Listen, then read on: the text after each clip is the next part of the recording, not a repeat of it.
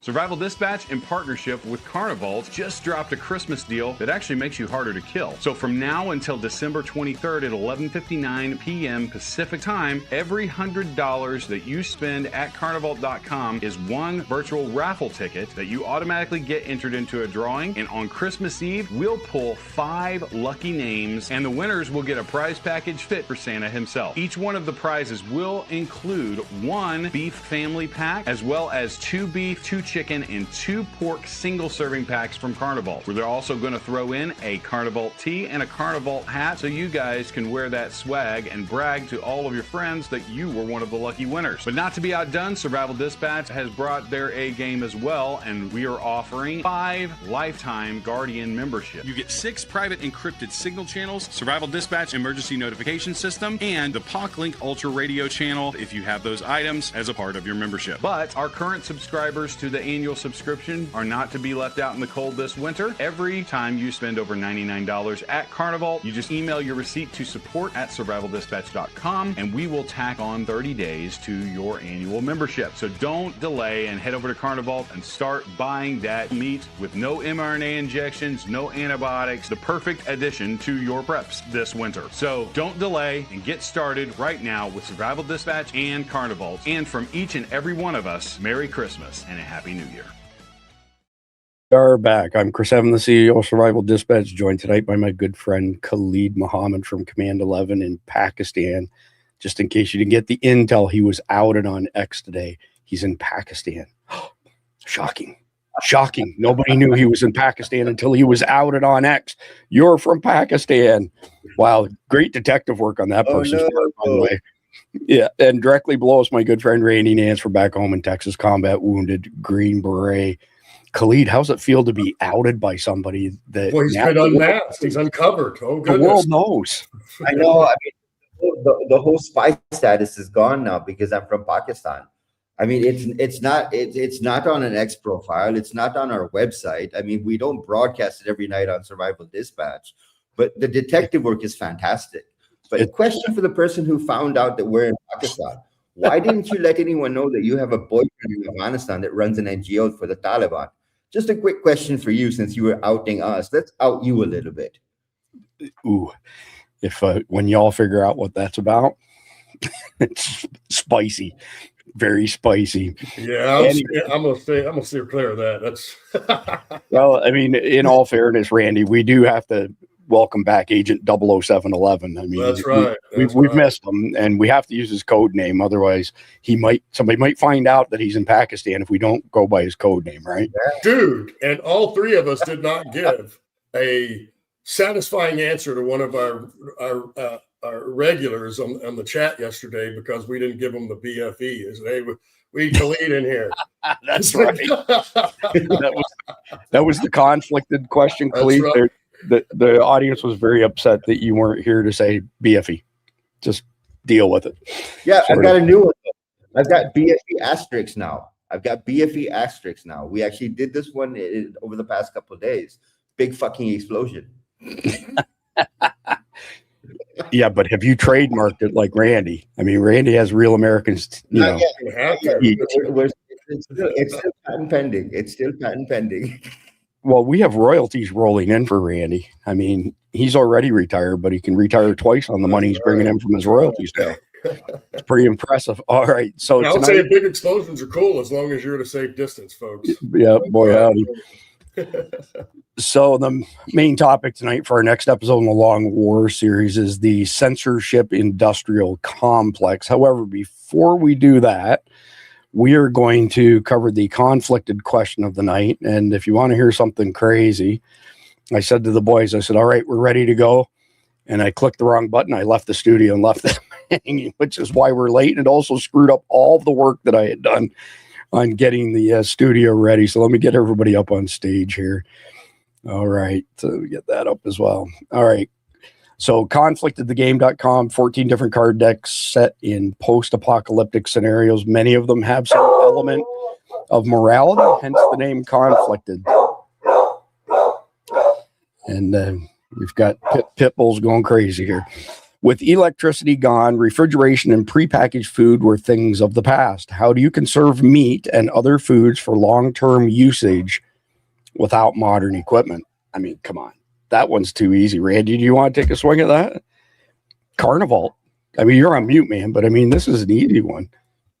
That's right. If you don't, you should at this point have several packs of Carnival set back, and you'll be perfectly fine. No joke, actually. If you look at what's going on in the beef industry right now, things are bad. We're losing 20,000 farmers a year. We have half the herd, the national herd that we had in 1982. The whole beef industry is in major trouble right now, and we're going to continue to pay ridiculously high prices. So whether or not you're a prepper, buying Carnival, putting it on the shelf is going to be a pretty good ROI the way things are going. That's true, but they say, and if you look up, I don't remember, I haven't looked recently because I get the monthly thing, but even if you bought, last time I looked, I think the big package of beef, which then, if you put all of it out, it was 200 pounds of meat.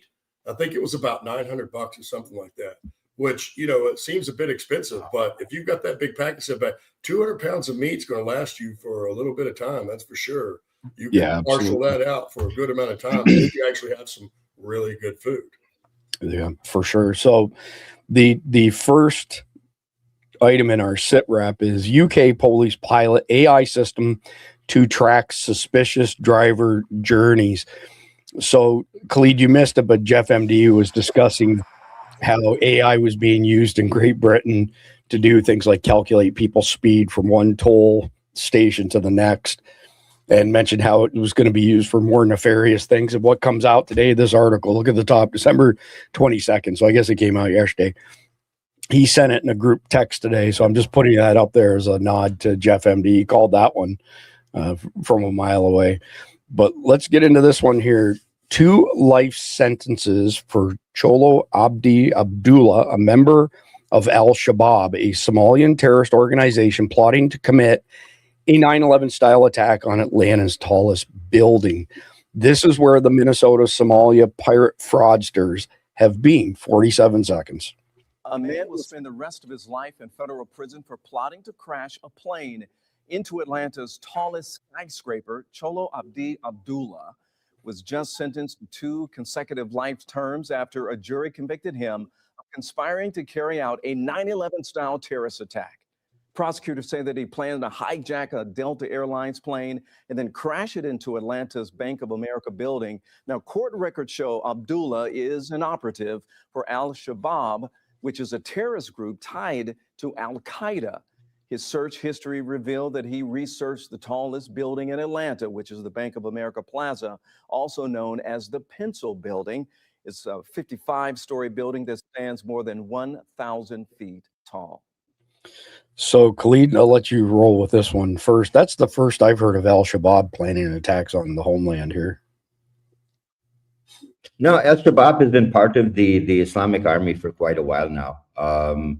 It's not surprising. Al-Qaeda paid for his training in the, what's it called? The flight training that he took.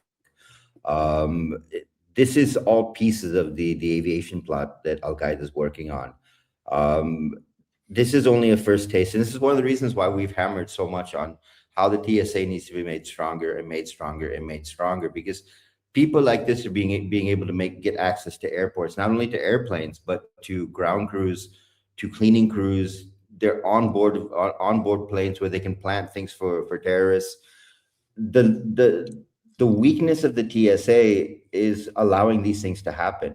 The fact that a pilot was actually planning to hijack a Delta Airlines plane and fly it into the tallest building in Atlanta fits exactly into what Al-Qaeda's Bojinga plan was.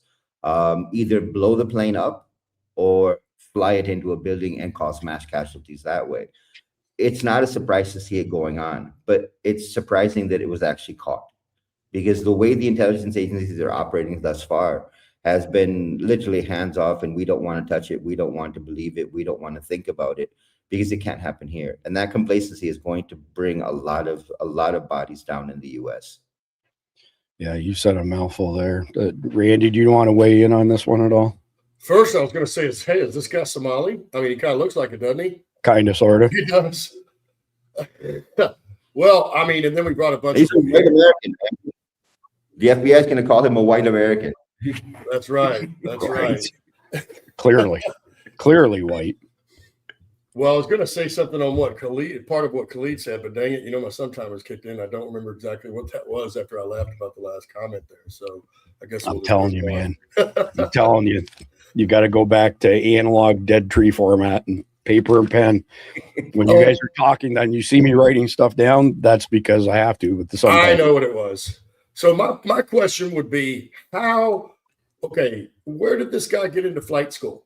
If that was already in his background, how was he allowed to attend flight school anywhere on the planet? I don't care where it is, unless it was in Somalia, where they might, you know, bless off on this sort of thing, or any other country that's basically funding and you know, encouraging terrorism around the planet. How does the guy with that background, since they already know he had those connections, and as Khalid pointed out, that the connections that paid for his flight school, those people, we know who they are too. Why would they be allowed to fund anybody to go to flight school? And why wouldn't we go extra measures to plead that they didn't move the money 10 times before they did something like that? No, that makes sense to me. Well, that's the $64,000 question. And I've been telling people recently, whether they want to recognize it or not, we're at war. This war has already started for America, and people better start believing that not only are we at war, but here's the next piece. And actually, Clede, let me ask you a question about this. There's been so much activity recently around the world, well beyond just the Bondi attack. I think that these jihadis are a little bit full of themselves, a little bit too fast. They seem to think they've reached some sort of critical mass, and that they can take us on today. And maybe in a few more years they'd be able to, but not today. They can't take us on. And I'm with Randy and some of our guardians. You know what? Bring it on. Let's get this thing started, and we'll dispose of them before we get invaded too much more. But what do you think about them thinking that they're in some, you know, position of power right now, Khalid? Well, the stupidity of a jihadi is that they believe that they can wage war against people, and somehow people are going to lay down their weapons and not fight back. We've taught them a lesson here in Pakistan that, you know, you come at us, we'll come at you 10 times harder. The problem that jihadis have is the ideology that they've been built into their heads is that they are invincible. The problem with the invincible strategy is, if you are invincible, what do you need a suicide bomber for?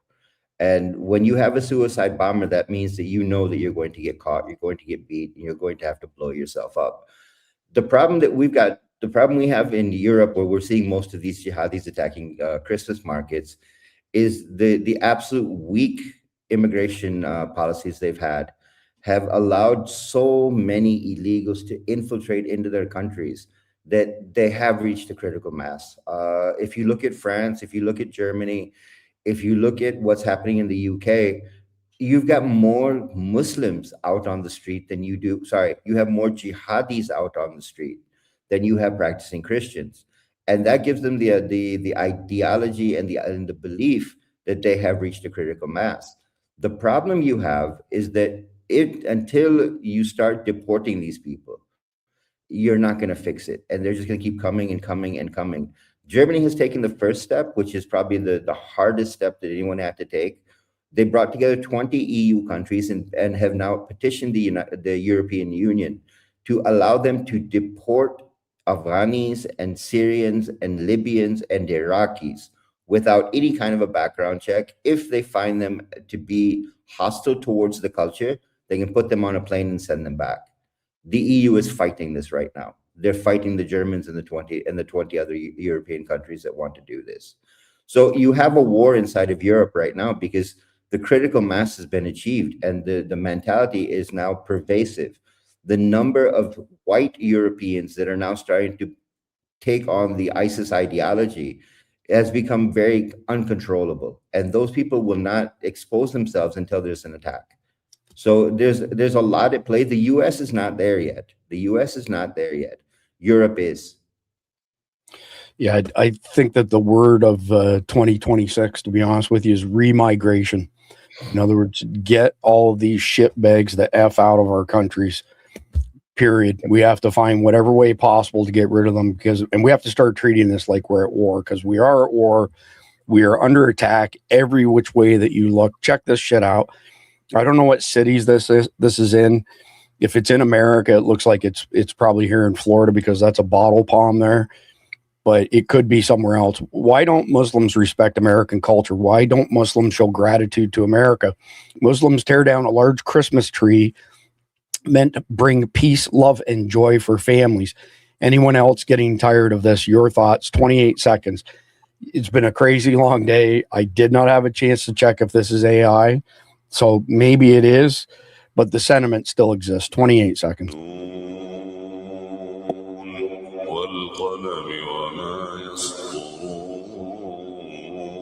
Okay, that's enough of that. I can't listen anymore of that. Yeah. Randy, I'm going to come to you first on this one. If this is in fact real and this is really happening in America, number one, how's your blood pressure? You okay? Do we need to call a paramedic? Do we need a squad? Or are you okay? Well, here it's my point is it's just like what we've been talking about, right? They don't respect any, like when they come into another country, they don't respect that. Most of these folks are not assimilating. They're not here to coexist. And tearing down a Christmas tree is one of the biggest religious holidays that we have in this country, where if you went and did that in one of their countries and something that represented Ramadan, and they wouldn't just put you in jail, they'd kill you right there on the street. Indeed. So, to me, what the deal is, no different than them, what they're feeling entitled right now. What you were talking about with Khalid, or why they feel like maybe they've hit critical mass. They definitely have in Europe, as he said. Mm-hmm. They definitely greatly advanced that objective here over the 4 years of Biden. And if we take a look at history, heck, we could take a football game, for example, right? Certainly back in the day, but even in today's time, if you look at the officiating and how terrible it is, right? But if you're the team that the officiating is going to be on your side, you could pretty much get away with a lot of stuff, right? A lot of holds. It's the same concept. Same thing we saw in 2020, right? They allowed the Black community to go out, and not just the Black community, anywhere in the hood, go out and destroy and burn stuff, murder people, and very, very few people were held accountable. So you have to look at it as a human thing. It's not hard to see that the system, the governments, and the people that want Western society crushed, and the Democrats have aligned with Islam and these people. So they know they have their moment to make that move. That's why they feel bold enough to do kind of stuff like this, because really the system isn't going to hold them accountable. If it was just like the LA riots, they wouldn't happen if they knew their ass was going to be in jail like the January 6 people within the next 6 months, because they used AI and every camera in the city to run these people down. If we did that on true crime, we would not have crime right now. Amen to that. So I want to quickly answer this here. How do you determine if it's AI? So I come from the world of high tech. I spent decades with 1 foot in the server room and 1 foot in the boardroom. So on the technical side, Sun Microsystems and Oracle systems and network engineer, Cisco network engineer, Red Hat certified engineer, and a whole bunch of other credentials, programming for many, many years. So how I do it may not be the same as how other people do it. But if you have a video, let's say just an arbitrary number, and it's filmed at 20 frames per second, that means there are 20 static images every second of that video. So I take every single image one by one and analyze them. And you look for things like what's called diffusion. So a lot of times when you look at individual frames from a video that's AI generated, my hand may be like this, but you can still see kind of the outline of my face behind it. It's called diffusion. If you look at somebody's beard, it looks very like somebody smudged it. There's no individual hairs. That's called diffusion. So anyway, at the end of the day, it's really not that hard if you know what you're doing, know what you're looking for. And seeing through my hand is occlusion. Seeing everything fuzzy is diffusion.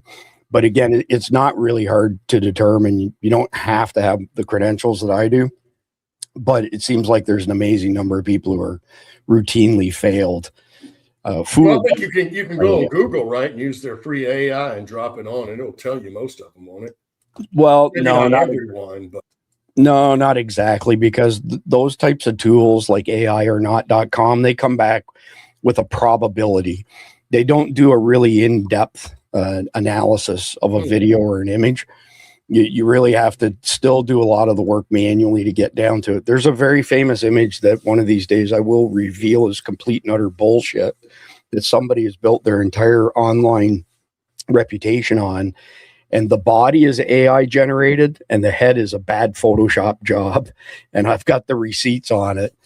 And the person who claims that picture is legit and again got themselves on all kinds of podcasts, the shit's going to hit the fan when I feel the time is opportune for that.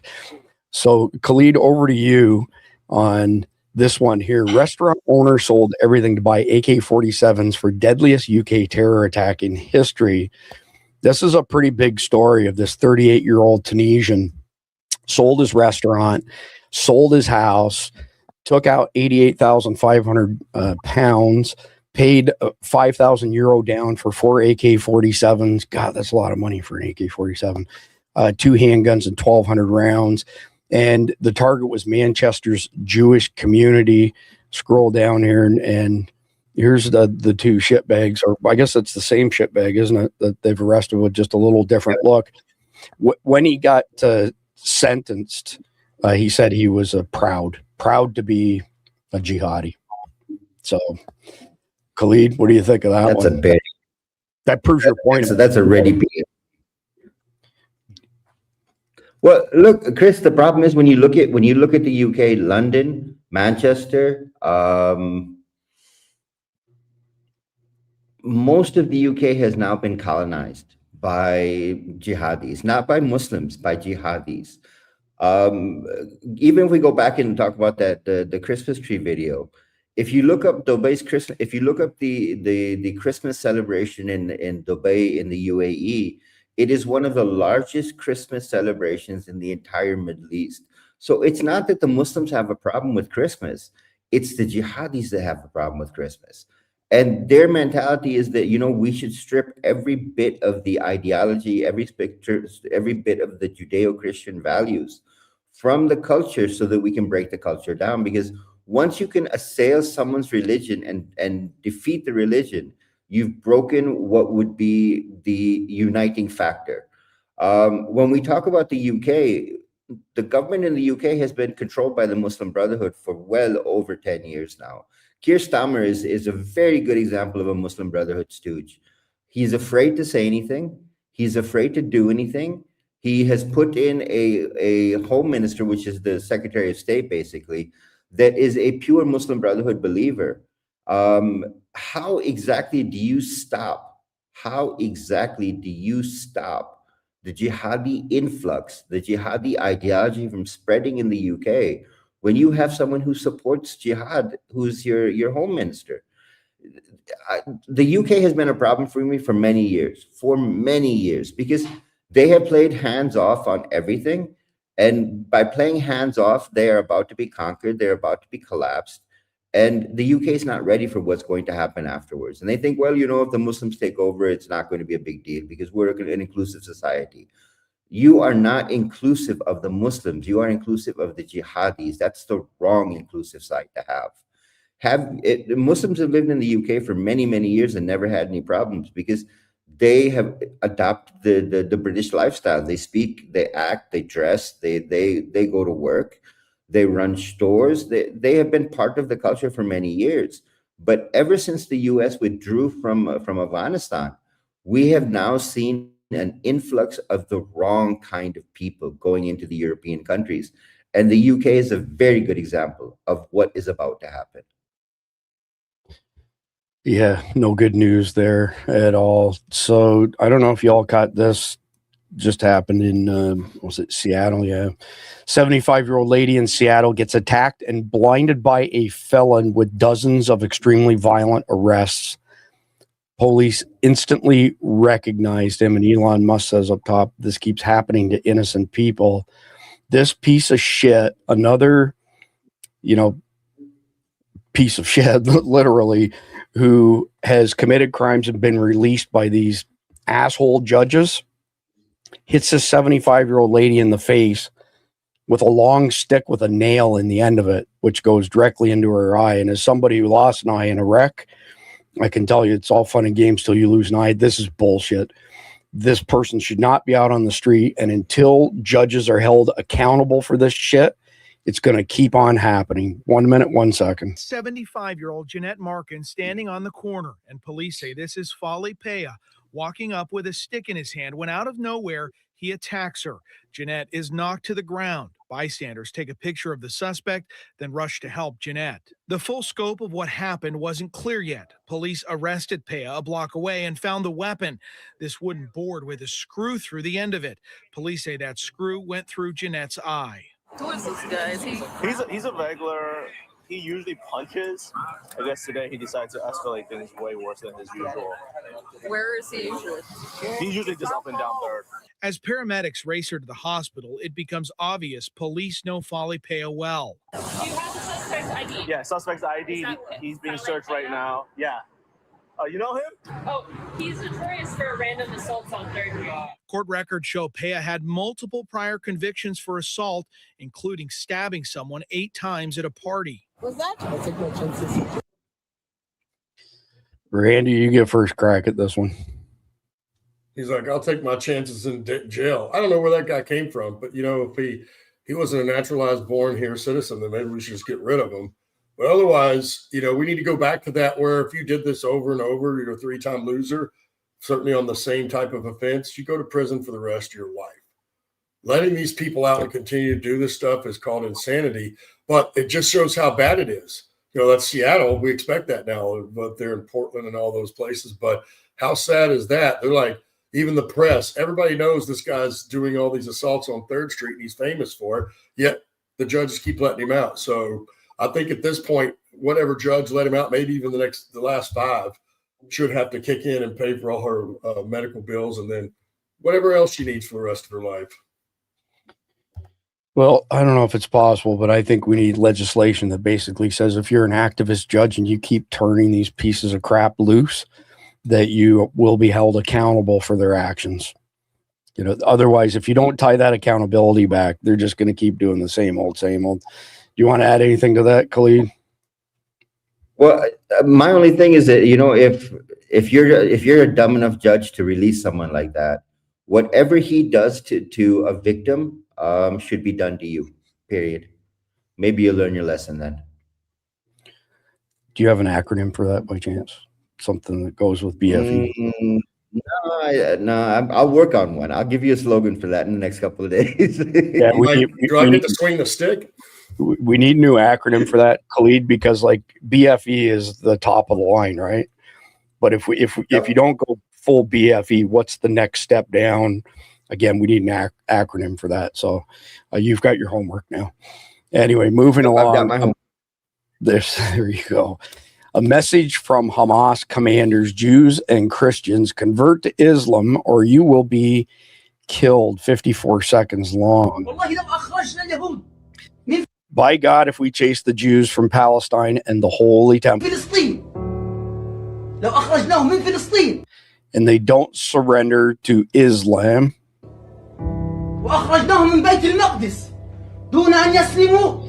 even if they go to the end of the world,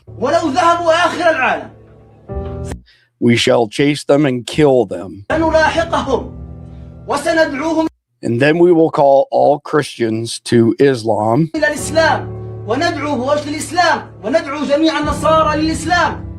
because this is the only religion of compassion.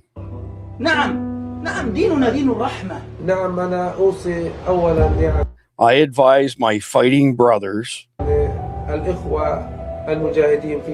to continue killing the Jews to the last one,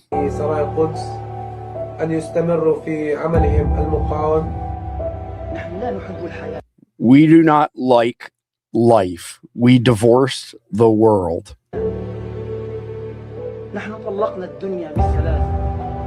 And we built our afterlife.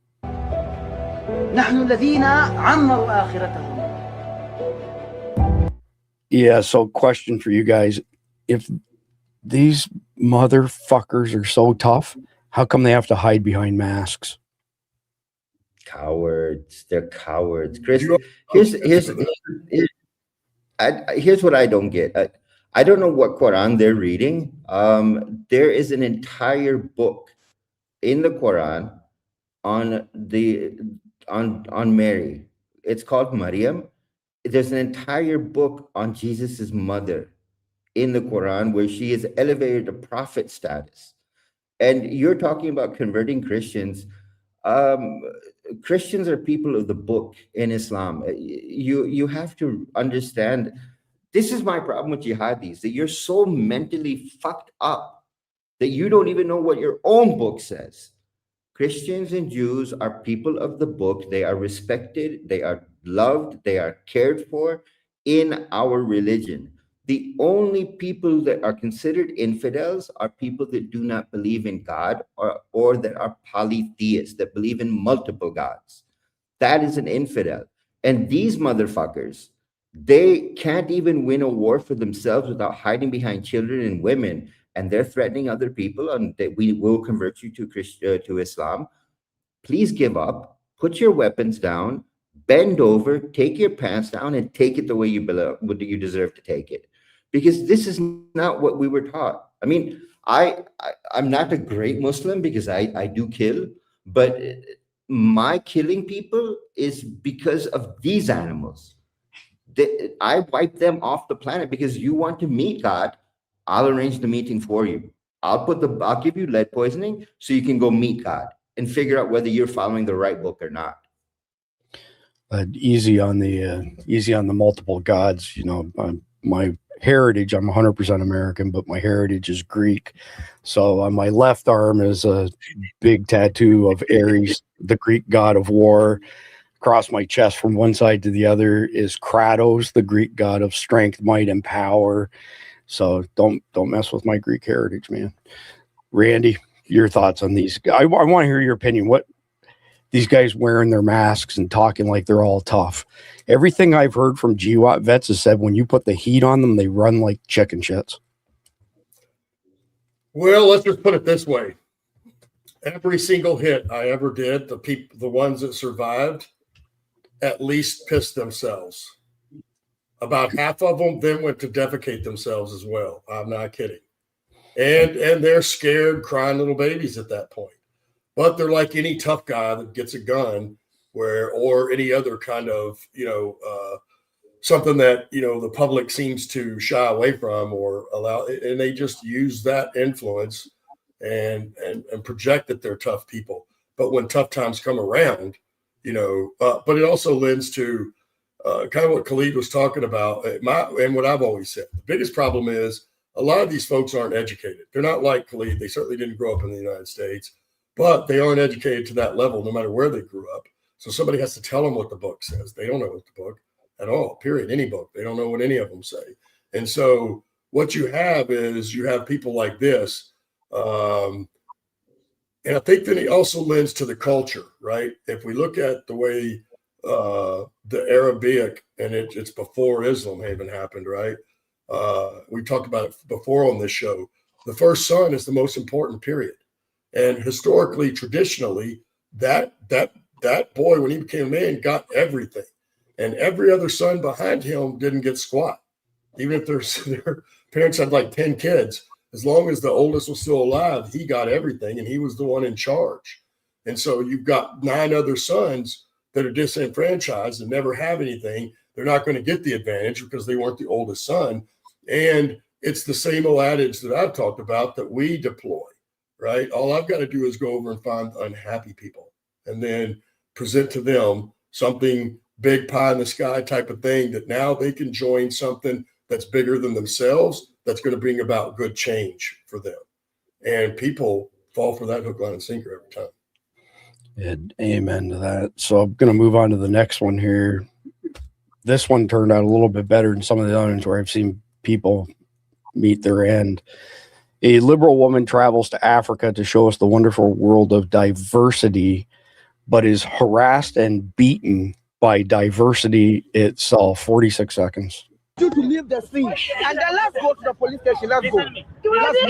Listen, Hello, don't do that. Don't do it. Don't do that. I want police now. This is I have police the right. station. That is my protection. No, That is my protection. let's go to police station. This man beat me. This man beat me. He made me to be naked in the street. This man beat me. And this is together. What is that? Motherfucker. Look what it is. Listen, this guy, let's go to the police station. Listen, the right now. These guys. Listen to me. So I'm going to go ahead and stop it there, and I'm just going to flat out state this is one of the consequences of companies like Netflix publishing complete and utter bullshit that makes people think that the whole world's warm and fuzzy, you know, that there was a black king of England 1,000 years ago and that the Vikings were black, they weren't white, and so on and so forth. This is a direct result of that brainwashing where these young white women, probably jacked up on SSRIs, thinks that she's going to go to Africa and it's going to be all sunshine and roses and gets, you know, literally slapped with reality. Khalid, do you want to speak to this at all as far as the brainwashing of our younger generation by Netflix at all? You and I have talked about this a couple of times on the show. The mentality that's been embedded into people is that diversity is more important than reality. And when you start looking at what they show you on television and on YouTube, it completely contradicts what reality looks like. You take that version of reality that's shown to you on TV and you take that to a foreign country thinking, oh, I'll be fine and dandy. And you get the shit kicked out of you and go, wait a minute, this isn't the reality that was shown to me. And all of a sudden you start to hate a country. We're not advocating that you hate a country, but we're advocating the fact that understand reality is that country is backwards. That continent is backwards. They have no love for certain people. You go there, you behave a certain way, you dress a certain way. They're going to treat you the way that they've mentally been taught. Because, and I hate saying it this way, most of these third world countries are the highest rated countries when it comes to watching pornography. So when they see a white woman, they think that. And that's where they go with. So we're watching Netflix and going, oh, look, diversity and everything's happy and everything's fantastic. And they're looking and going, wow, okay, we know what she's here for. And that mentality needs to be washed away because reality is very different than what they show you on TV. And that programming needs to stop. Yeah, it's bad. Randy? What's so different? Didn't that girl, it was a woman, right? That tried to cross Iraq, or was it Afghanistan? One of the two, right? It's been 10 years or more. Do you remember that case? Same thing. She was just going to go across the country to prove that, you know, she was getting raped and killed. Never finished the journey, you know, and it's the same thing. The media and the press back here, whether it be Netflix or Hollywood, period, and even commercials. There's so much social shaping that goes in every single commercial. It makes me sick. But the reality is people buy into this stuff. Hey, here's a news flash for you. The world is a cold, dark, lonely place. And it's nothing good for you out there when you find yourself alone in a place you shouldn't be. Because guess what's going to come hunting? All the bad guys. And if you're inferior, if you're a woman, you're not going to be able to hold them off. And you can watch that on TV all you want. But the fact is, why don't you see a bunch of women warriors from back in the day and historically?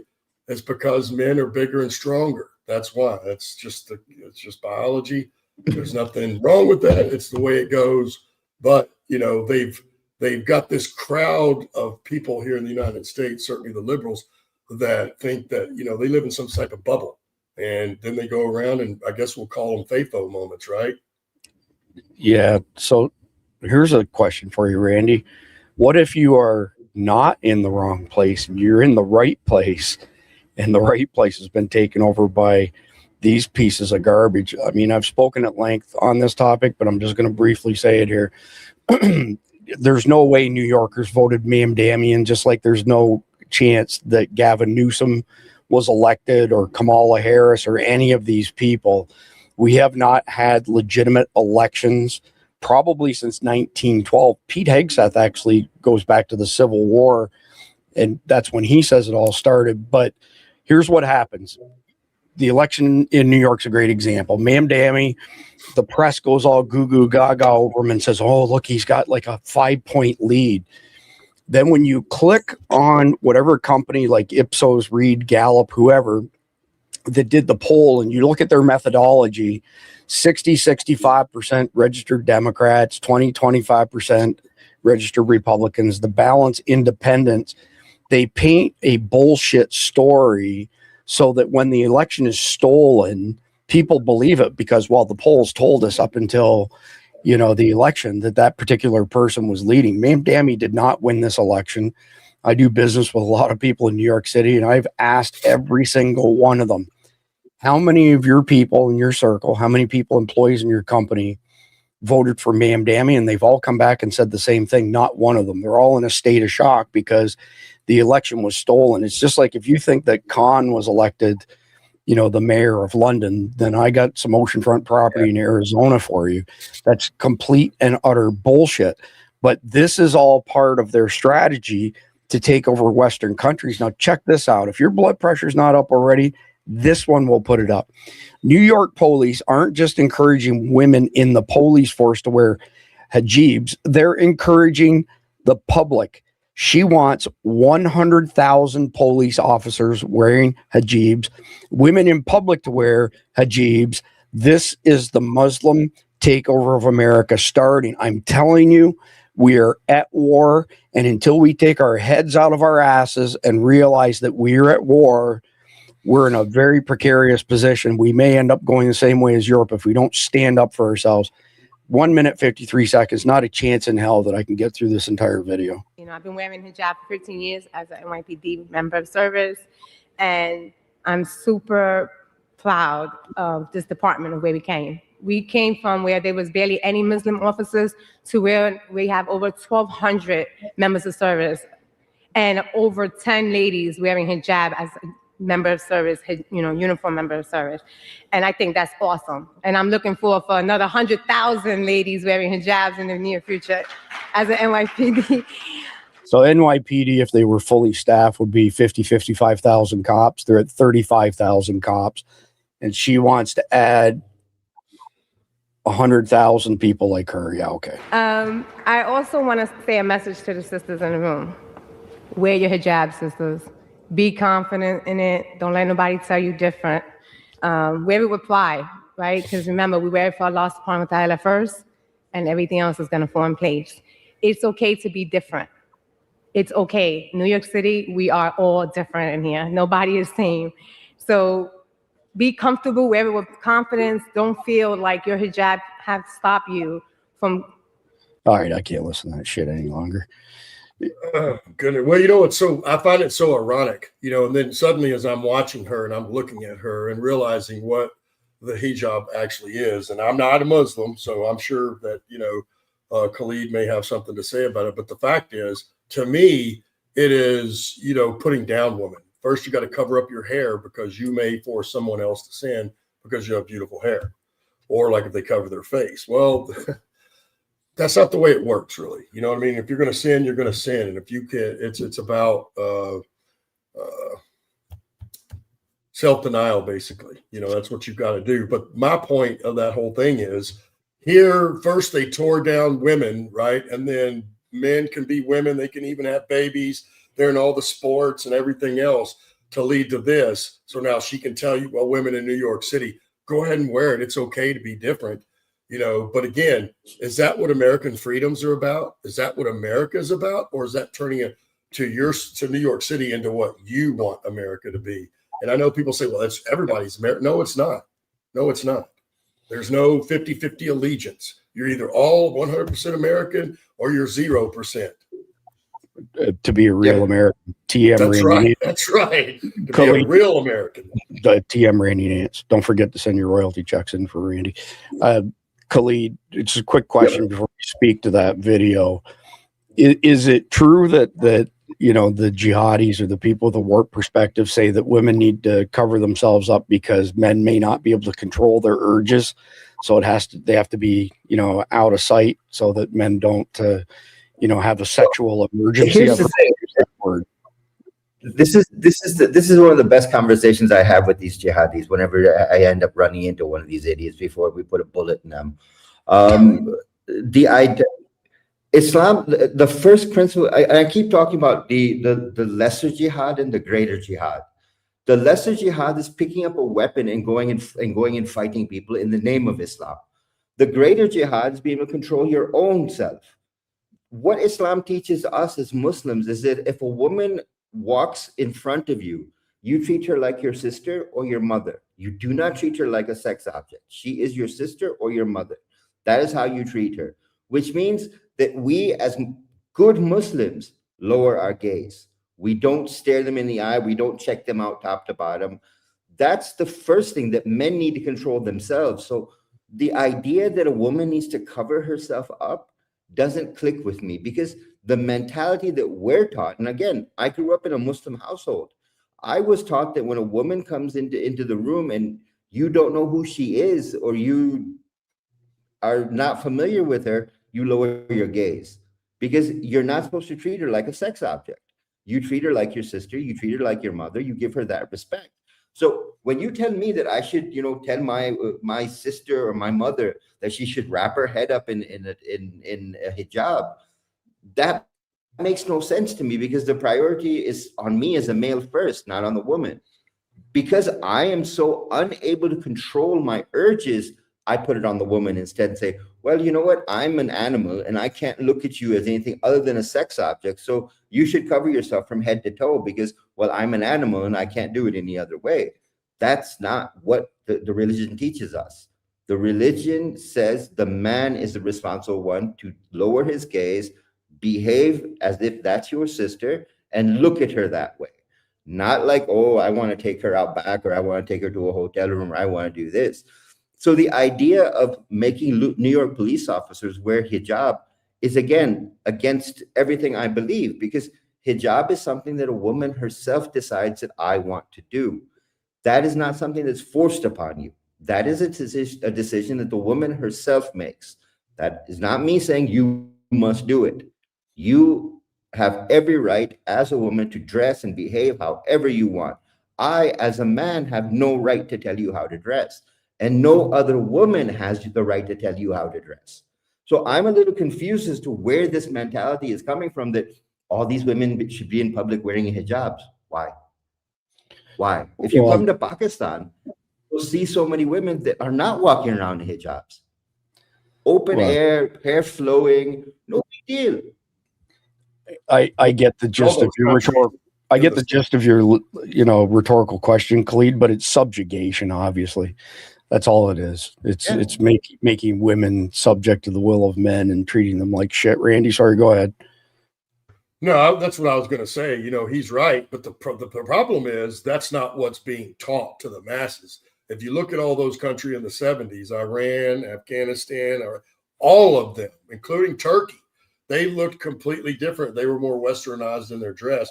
You look at them today, and certainly in Afghanistan, Iraq, and all those, man, they're not just having a hijab on, their whole entire face is covered.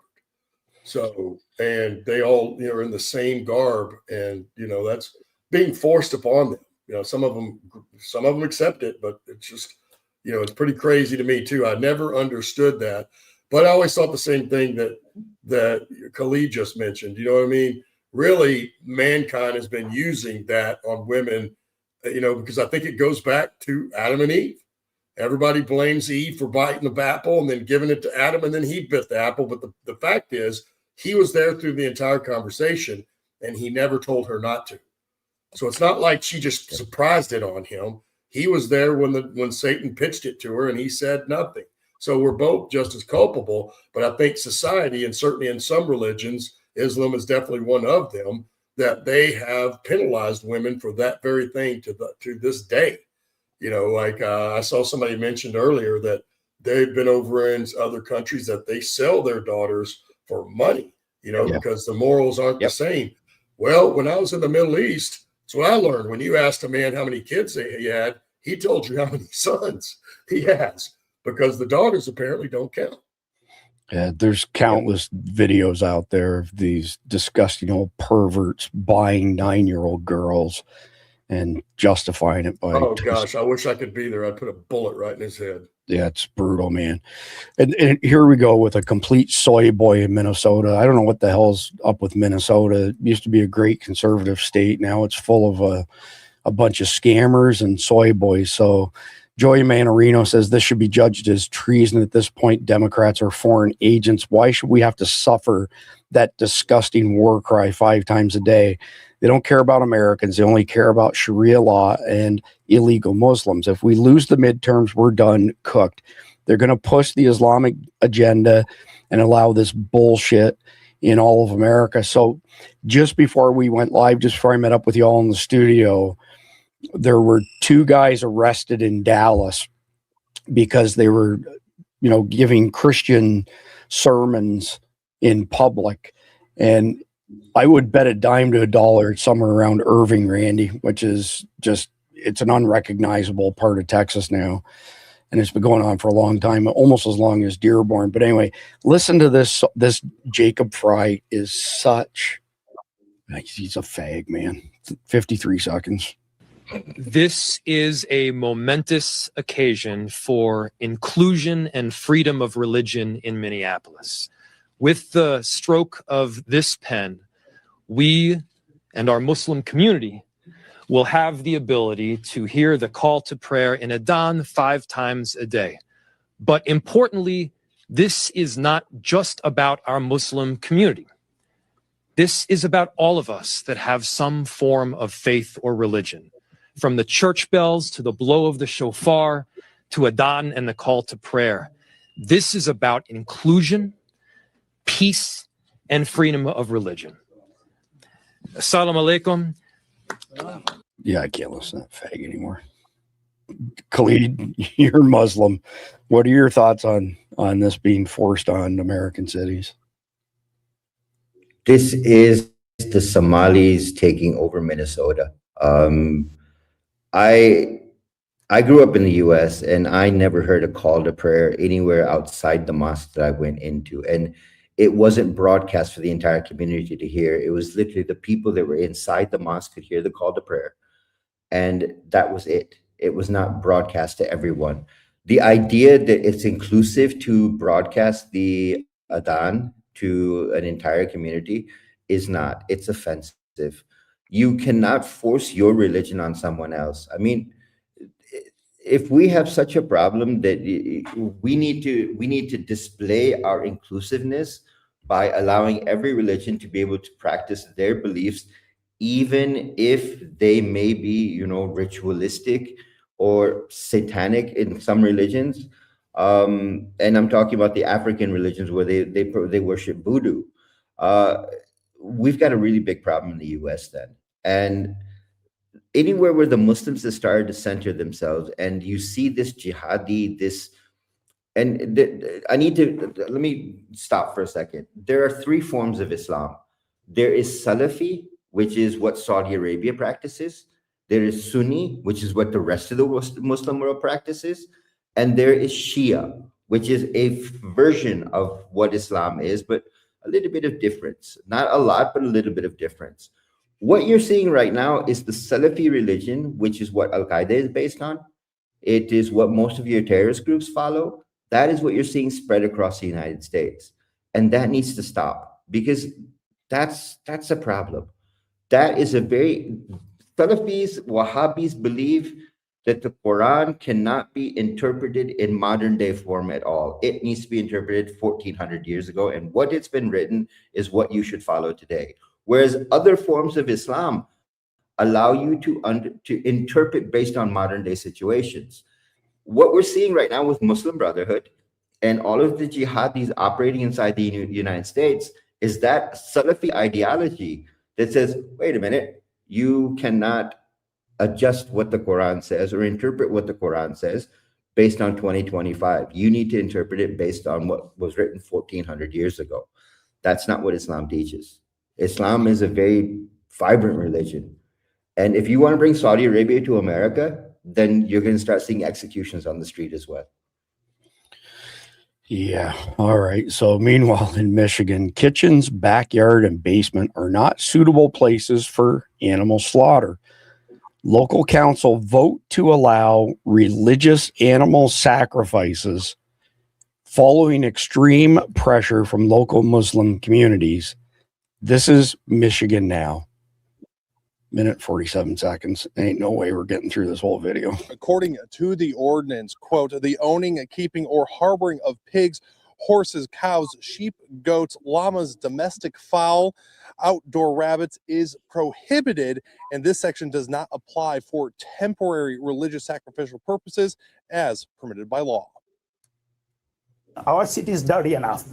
We don't want to make more dirty. Debates raged on for at least 3 hours at Hamtramck City Hall over the new ordinance of sacrificing animals. Really ridiculous, catastrophic resolution. If it's not passed, then we are ready to take it to the court for the religious rights. It is constitution. This was the second debate of the new ordinance, and there was a crowd outside of the City Hall chambers filling out cards to speak, and they were watching it on closed-circuit TV. No, it's not safe or sane or humane because basements or kitchens or backyards are not suitable places for live animal slaughter. Many people, including Muslim residents, were against it, citing sanitary concerns if the animals are sacrificed in a home and not in a sterile environment, especially in the tight-knit neighborhoods of Hamtramck. The ordinance that was passed on Tuesday night says religious sacrificing of animals can be done as long as it is done legally and humanely. I think it's the best compromise.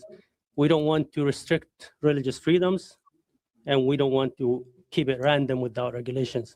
Many Muslims pay a butcher to perform the religious sacrifice, but for some families, it's just not practical, says Nawar Ali with CARE Michigan. A lot of families will typically do it in the confines of their property, like in their backyard, their garage, and again, dispose of the animal accordingly.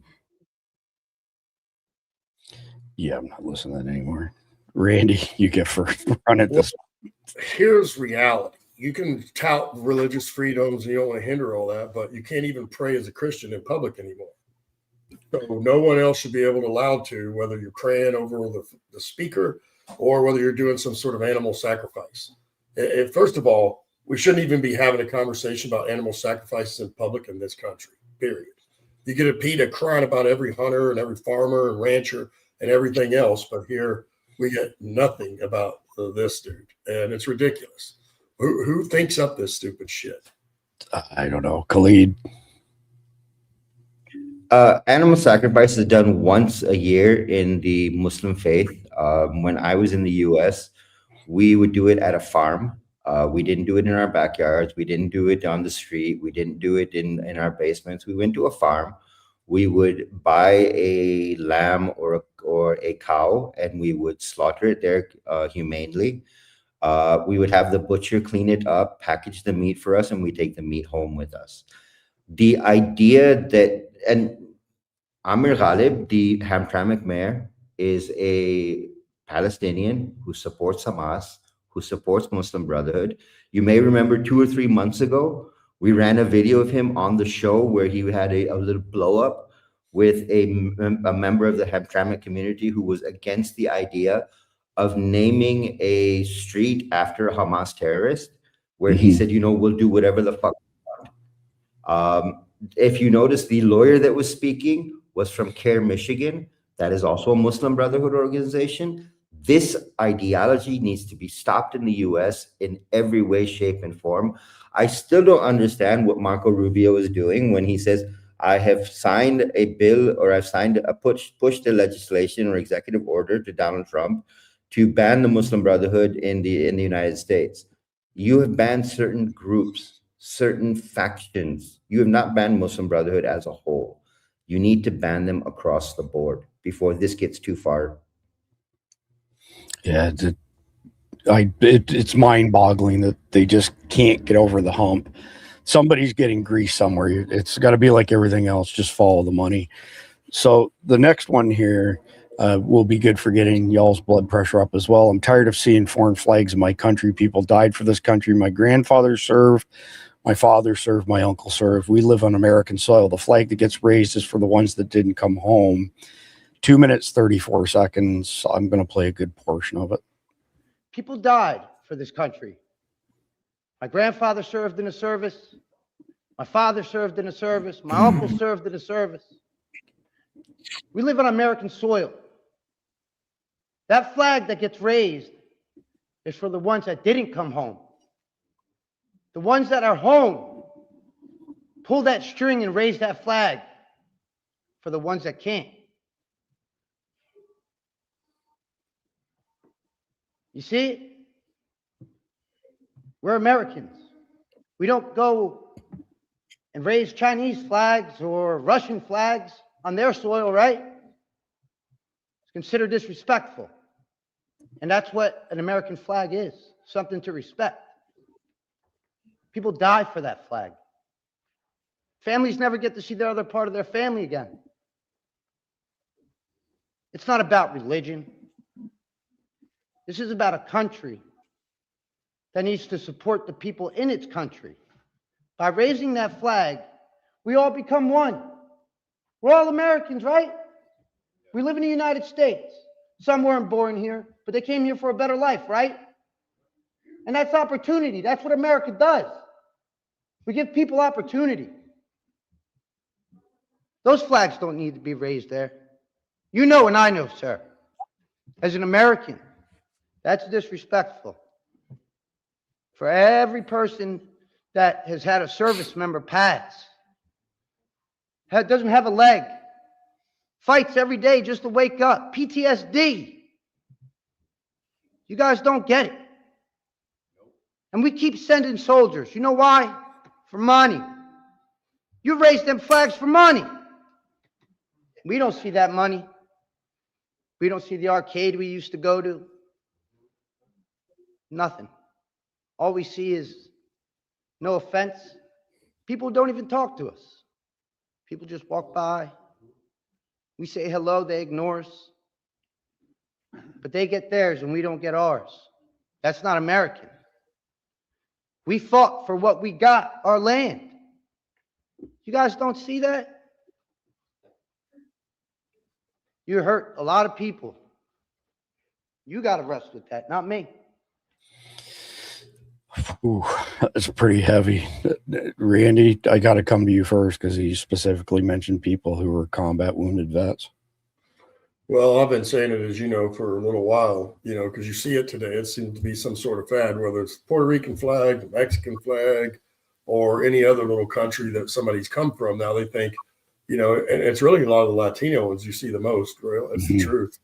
And they hang it in their cars and all this other stuff. And again, it comes down to the same thing. You're either 100% American or you're 0% American. There's only one room for one flag. And if your country's so great, you want to be so proud of it that you've got to hang that flag, take your ass back. And if you were never there and you're hanging it just because your parents or somewhere in your past, your ancestral comes from there, well, hop your ass on over there. Otherwise, put that shit away and hang up an American flag and show where your true allegiance is. Otherwise, like I said, leave. No one asked you to be here. Yeah, I couldn't agree more. Khalid? I always had an American flag hanging in my house as long as I lived in the U.S. Every morning we went to school and we pledged allegiance to the U.S. flag. I don't understand, and I've said this before, Chris, I don't understand where the hyphenation comes from, that I am a Italian American, I am a Somali American, I am a Pakistani American. You are either an American or you are not. That's where the line gets drawn. And if you left your country to come to America for the better options, then what you left behind is what you left behind, and that stays behind. You adopt, you assimilate, and you become part of that culture.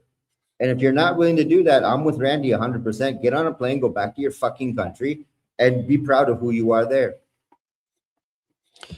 Yeah, well said, Khalid. Well said. So check this one out.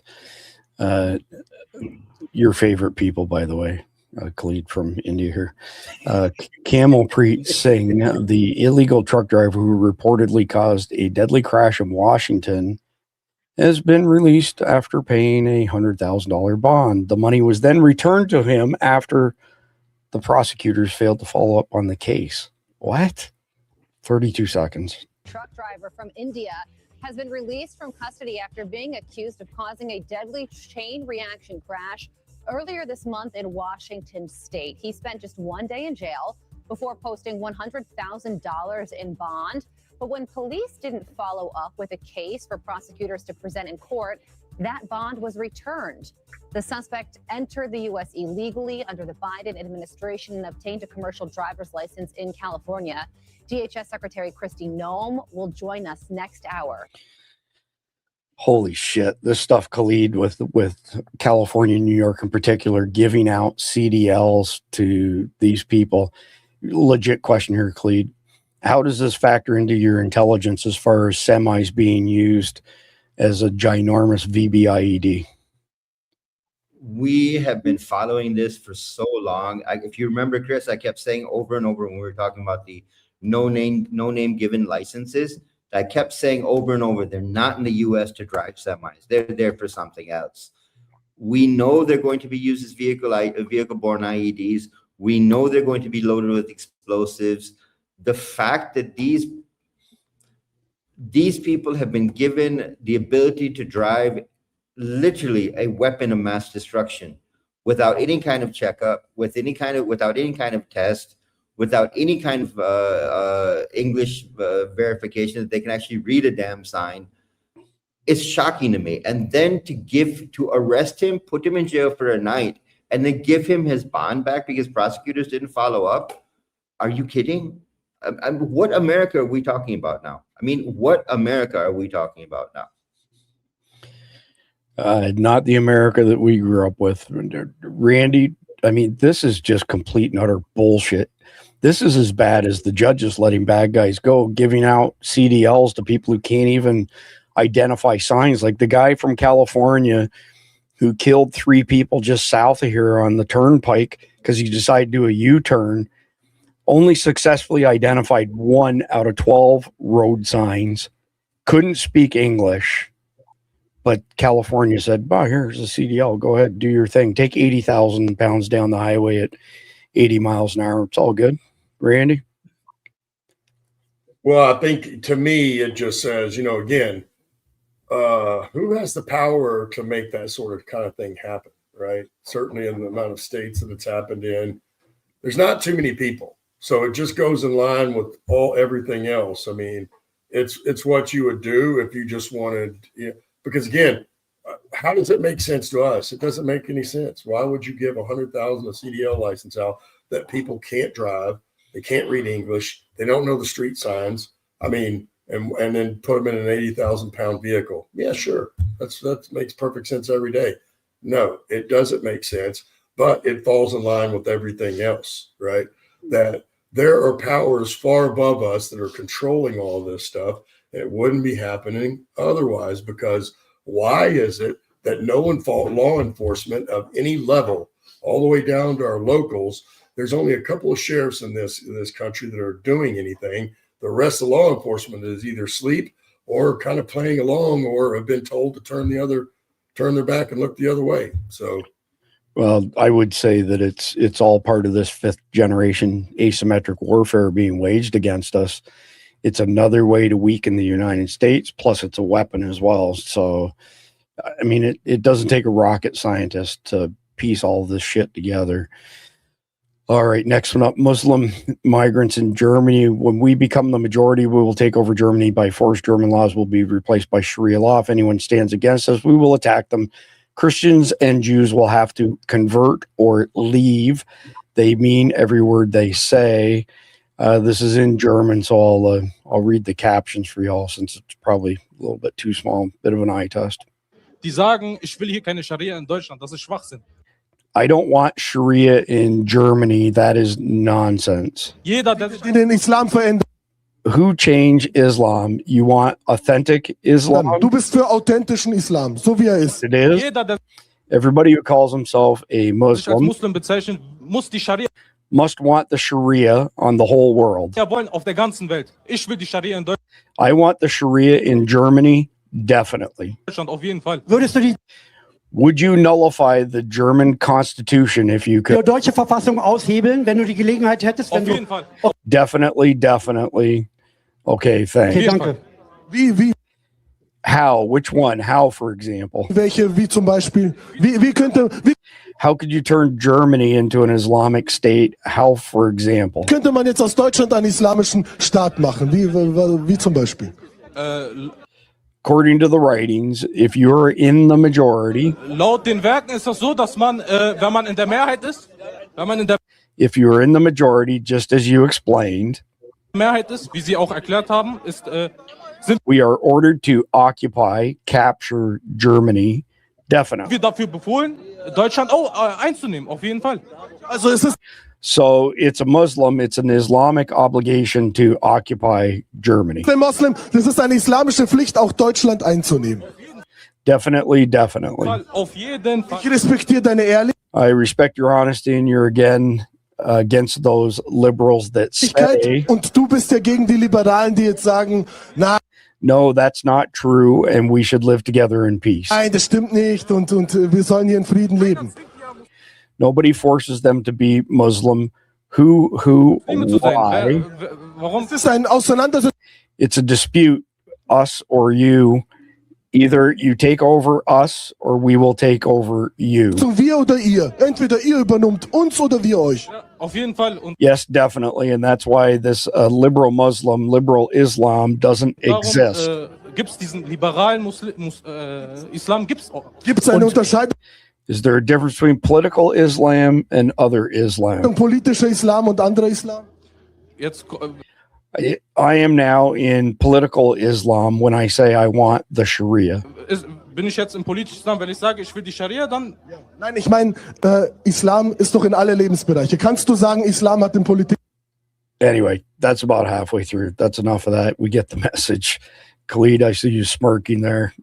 Go ahead and take a swing at this one.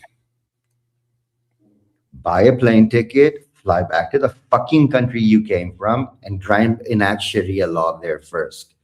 3 countries in the entire Muslim world follow Sharia law.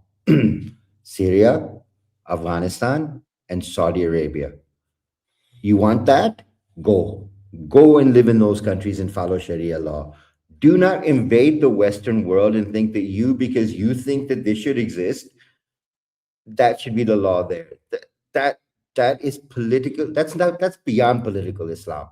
That is stupid Islam. You cannot enforce or enact something on a people that you don't have the right to do. When there is an existing, and I'll give you Pakistan as an example. Pakistan follows English common law, not Sharia law. English common law. We are a Muslim country. Why don't we follow it if everyone wants it? You ask the normal Muslim, most people don't even understand what Sharia law is. So how do you practice it? Yeah. I don't know if you want to add anything to it or not, Randy. It's just, I feel like I'm not an expert on it. You know what I mean? Certainly not to like Khalid, but it to me, Sharia is something, I'm sure it's got an application in there. But to me, when you look at it like in Afghanistan or anywhere that we see that it's actually being implemented, it's just about terrorizing the public and beating them down until they're submissive and they've either all converted or been killed that aren't, and that's basically, and that's why you see all those women in all that garb. That's part of Sharia.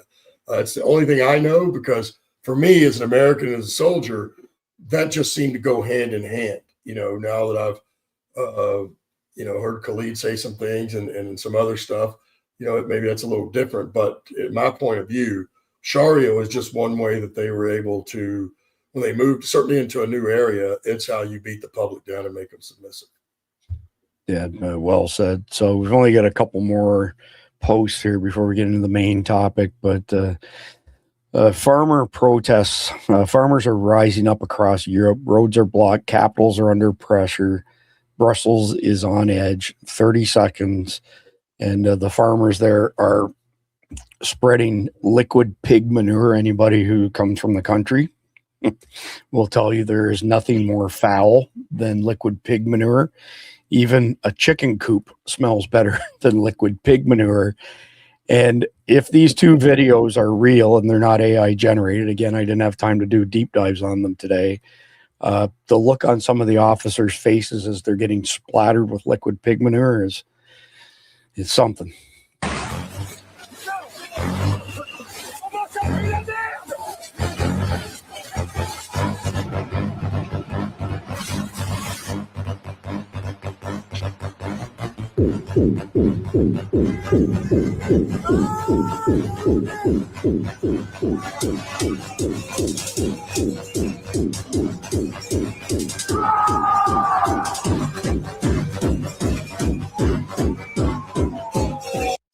So there's one more that they're trying to do the same thing in Europe that they're doing to our farmers here. And they're looking to constrain food, make you eat ultra processed garbage. European farmers protest in the following countries: Belgium, France, Germany, Italy, Holland, Norway, Poland, Romania, Scotland, Slovenia, and Spain. 45 seconds.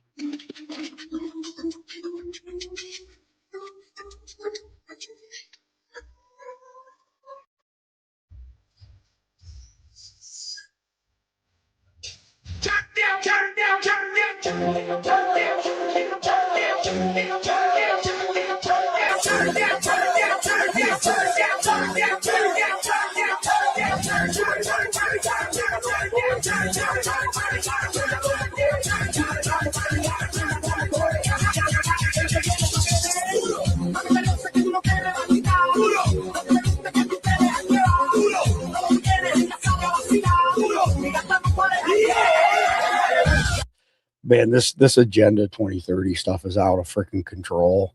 I mean, and again, we started by me mentioning that 20,000 American beef ranchers are going by the wayside each year. We have half the national herd that we had in 1982. You can't fight if you're hungry. You can't fight if you're malnourished. You can't fight, period. And that's what this is all about. And it's all towards Agenda 2030. Clete, I don't know how studied up you are in 2030, but I'm guessing you have the gist of the WEF evil plot down pat. Roll with us. Yeah. The Agenda 2030, the idea is you own nothing. The government owns everything. They give you what they think you deserve, what they think you need. You are completely controlled. The financial system, you don't own property. What they're trying to do is literally enact a global socialist code, and it won't work. You cannot roll back societies into a system that does not exist. It's what the WF is trying to do is just like what these jihadis are trying to do, is that we will force you to follow Islam. We will force you to follow socialism because that's what we want. But you're not thinking, what if the people don't want it? The idea of the smart cities was created by the WEF. What we talked about the other night, where you are able to control where you're allowed to spend money because it's all crypto now. That is the basic concept of the smart city, that you're not allowed outside of a certain area. You're not allowed to spend money outside of a certain area. You're not allowed to buy certain things without permission from the government. That's what the Agenda 2030 is based on. And I don't see it happening. I mean, even Europe is fighting against this. The UK has had massive protests against the digital ID system that Strammer is trying to enact. Nobody wants it to happen because no one wants that control over their lives. What we're seeing in Europe right now, and this has happened in France as well, you cannot do this to farmers. If you take away the food supply system, you have collapsed an economy. You've collapsed a country. Because once you become dependent on, well, I hold this position or this status in life, so I'm allowed this many loaves of bread, this many pounds of meat, that doesn't work. And I don't know where Europe is going with this, but Europe is headed towards a cultural war. No matter how you want to look at it, whether it be through the Islamists, whether it be through the WEF, you are headed towards a cultural war in Europe. Yeah, no question. Randy, you get the final word on today's sit rep. Well, as I always say, you know what I mean? Follow the money, right? And look at who has the power, who would have the power to shape the entire food industry, or farmers, all of them, or ranchers, there's not many people that have this kind of power and control that can wield it this way, right? And it's come to light that for decades now, they've been making our food crappier here, putting more worse stuff in it, including wanting us to eat lab-grown meat at some point, But again, if we look at the folks that are in charge of all this stuff, well, let's just name one of them, because we know that Bill Gates is part of the global elites that want the New World Order and all these rules. You look at those rules, people, that's exactly what they think of you. They don't think that we are responsible enough to lead our own lives, make our own decisions, decide whether we want to own stuff or not, or save money or not. They don't think they think so little of us that they don't think that we have the intelligence to do that for ourselves. And really what it comes down to is those dumbasses want to tell themselves that they're smarter than everybody else, and that, if they can force you to be that way, then they will be. And of course, then it comes down to control. He is a big component of, removing some of the population off this planet. And all of what we just talked about kind of evolves into that. You look at the food shortages and the food crisis they're creating even right here, and supply chain routes they're creating right here in the United States. It's because we have the strongest, as I've mentioned many times, and they have to weaken that so that they can crush. Again, if you don't have food, you're not going to be able to fight. And it goes beyond being able to fight. As I mentioned before, here's reality. If something went off and everything shut down within 3 months, certainly within 6 months, 2/3 of everybody will have starved to death. And that is a fact. So that is where they're trying to head to drive it through. And all this just comes in. And that's, again, why I always say, who has the power to shape this kind of policy and make the entire industry do it and look the other way? Not many people.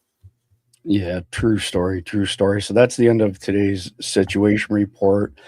And we're going to dive into the main topic of the night now, which is the Censorship-Industrial Complex. Before we do that, just a couple quick shout outs here to our friends at Carnival. Tonight is the last night for their Christmas promo.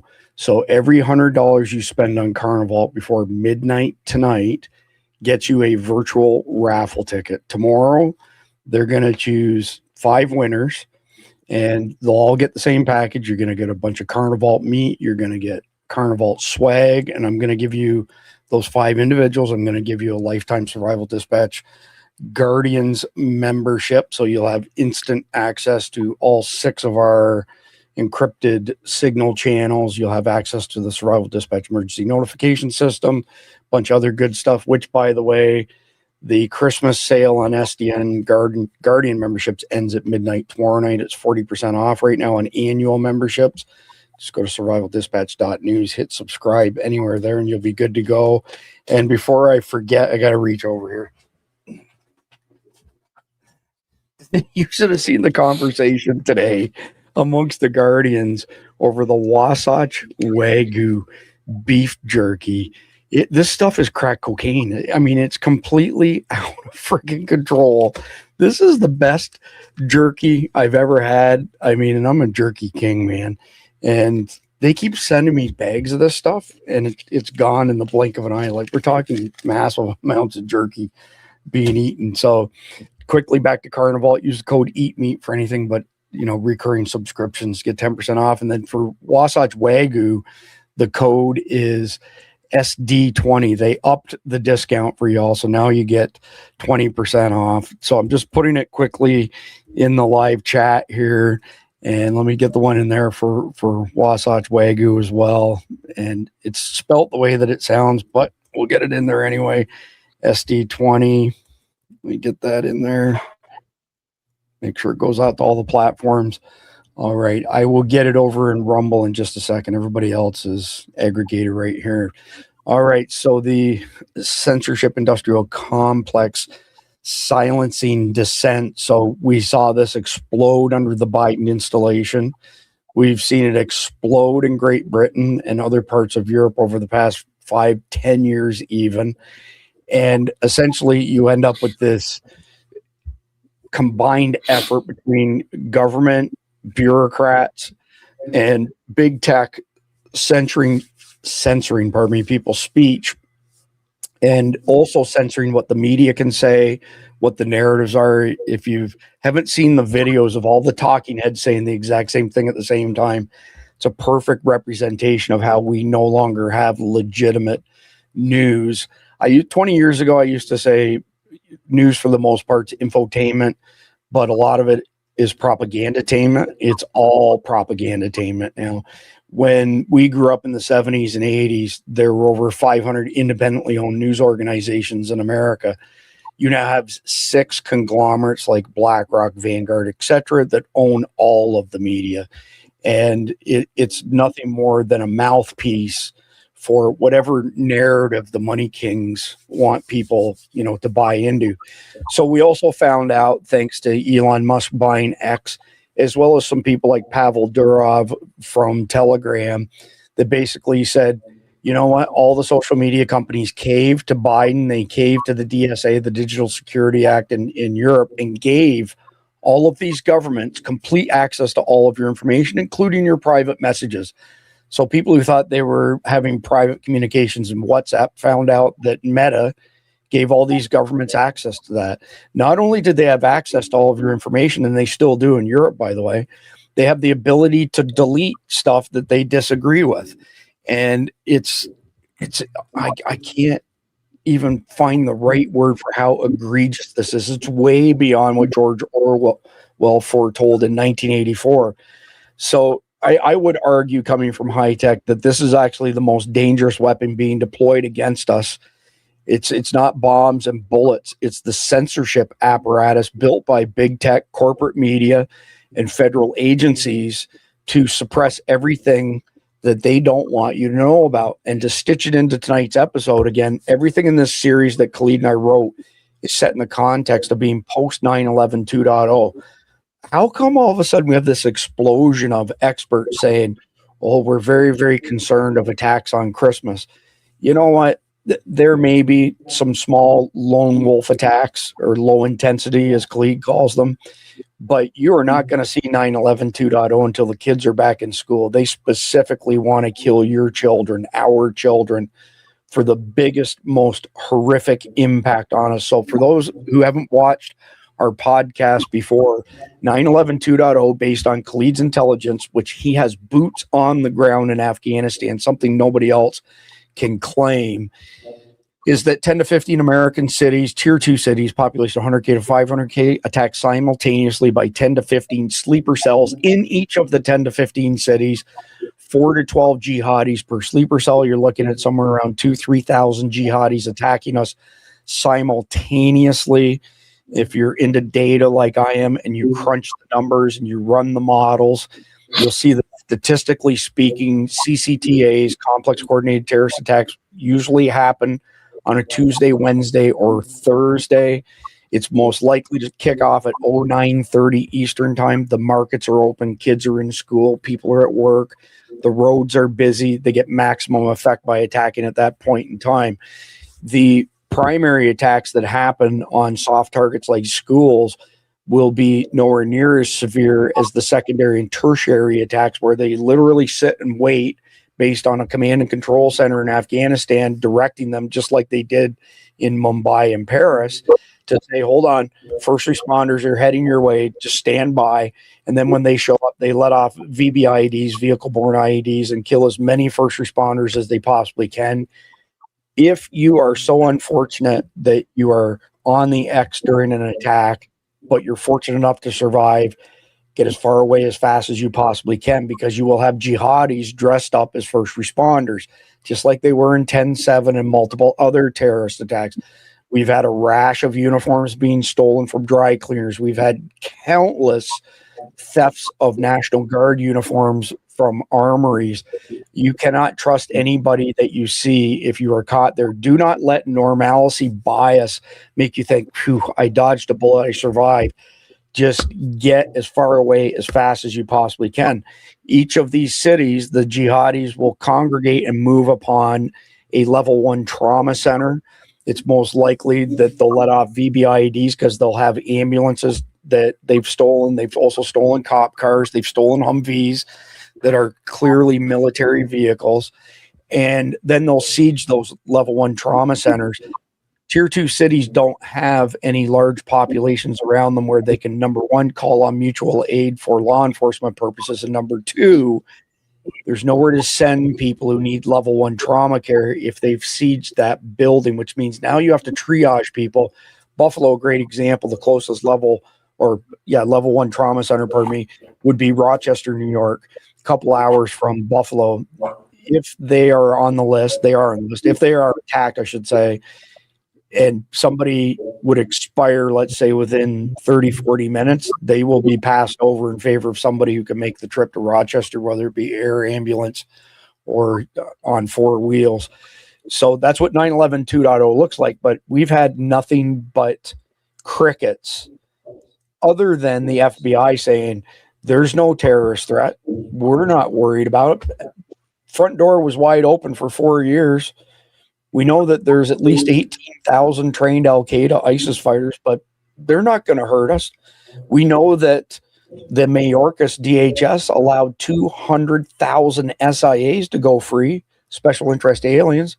That's from our good friend J.J. Carroll, 24-year CBP officer, retired, and now he just started up as an ICE agent because he wants to do things for our country. He's an incredible patriot. In Randy Nance's terms, he's a real American. TM Randy Nance. So how come we're not hearing about this from major sources, but all of a sudden now there's some people throwing some information out there? There may be attacks over the holidays. It will not be 9/11 2.0. You can take that to the bank. So when 9/11 2.0 does kick off, you can expect the censorship complex to rev itself back up again like it did under the Biden admin. It's basically a shadow hanging over us. All of the pieces are in place. All it takes is Patriot Act 2.0 to flick a switch, and you're now going to be restricted or suppressed or censored or kicked off of social media. Great example would be the debacle known as Charlie 19.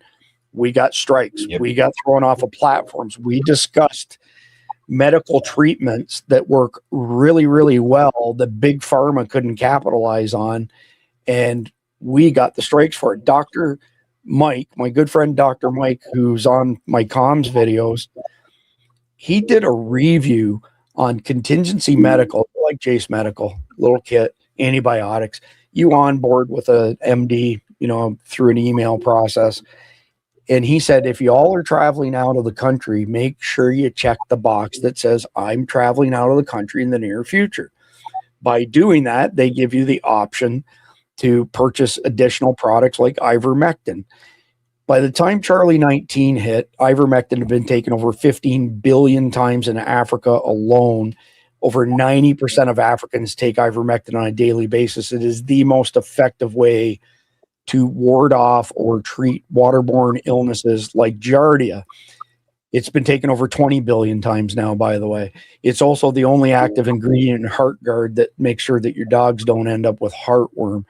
It works extremely well for a number of things, especially the flu, which is what Charlie 19 was. But we're the ones who got kicked off. So get this into you. Dr. Fabian says, check the box, blah, blah, blah. We got a strike for that video. We got a strike because an MD, a very esteemed surgeon, counseled people to make sure they checked the box if they're going overseas to make sure they had ivermectin in case they were exposed to waterborne ailments. That's the censorship industrial complex in action. So we're going to go through 5 segments tonight relatively quickly, but we've already seen what they have up their sleeve. They've already shown us what their plans are. So this isn't speculation on our part. We got the preview from Charlie 19. We got the preview from Europe and their DSA, Digital Security Act. And don't think for a minute that they won't unleash it again, especially under circumstances like 9/11 2.0. So let me get us over to the next stage here, and I'm going to you first, Clede.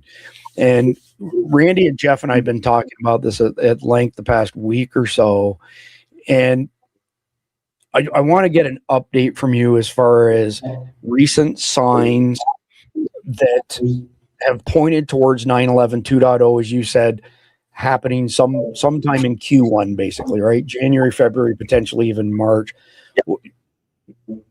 I know there's certain things you can't discuss on air and won't discuss on air, but give us something that plays into your calculus of how and why you arrived at that time frame.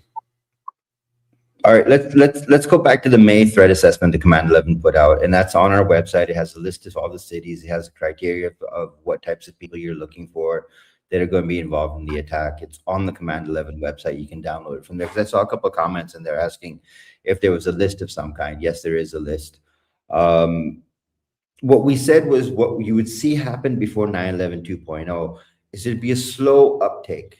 You'd see incidents around the world, and there'd be a slow uptick in incidents happening in the United States, low intensity attacks.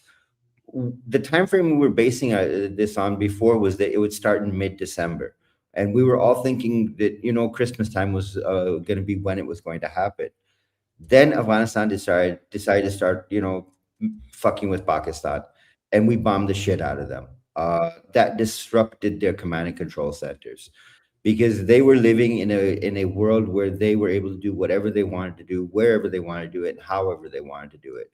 When we went after Taliban and Al-Qaeda and Tariq-e-Taliban Pakistan targets inside of Afghanistan, we disrupted their command and control system. We put them on the run. So literally, and the phrase I always use is we sent the rats scurrying. That pushed the time frame from middle of December to middle of January. Now, if you look at what's going on around the world, the Bondi Beach attack was a really clear example of how they were going to carry this attack out. As we keep hearing new information coming out about Bondi Beach, you had two shooters. Apparently, they launched 4 IEDs into the crowds that somehow we didn't hear about during the attack or right after the attack.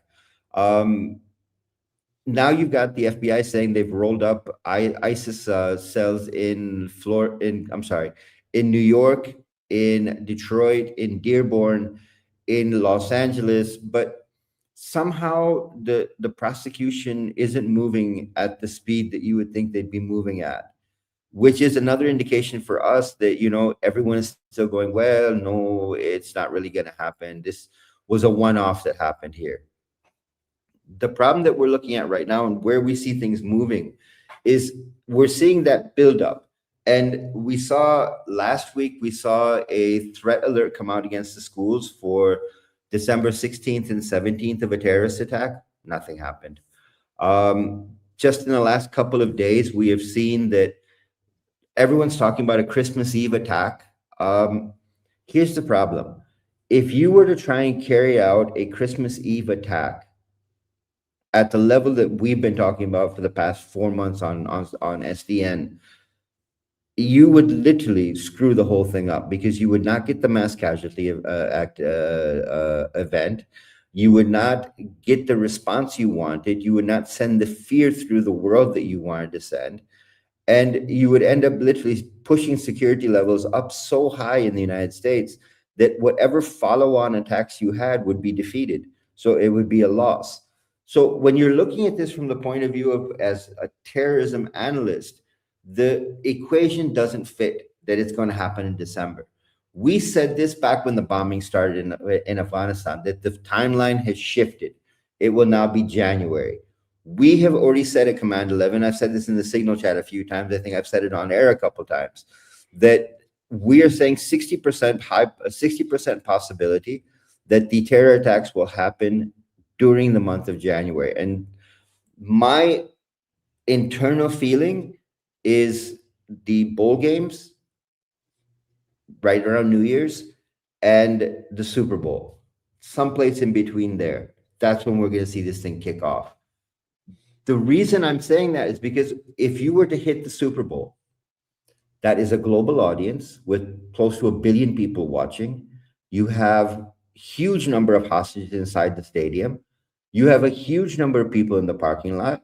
You will jam up traffic. There is no way an ambulance or a police force will be able to get close to even get close enough to do anything. And when you've got all the attention focused on the Super Bowl, you've got all the attacks happening in other tier 2 cities.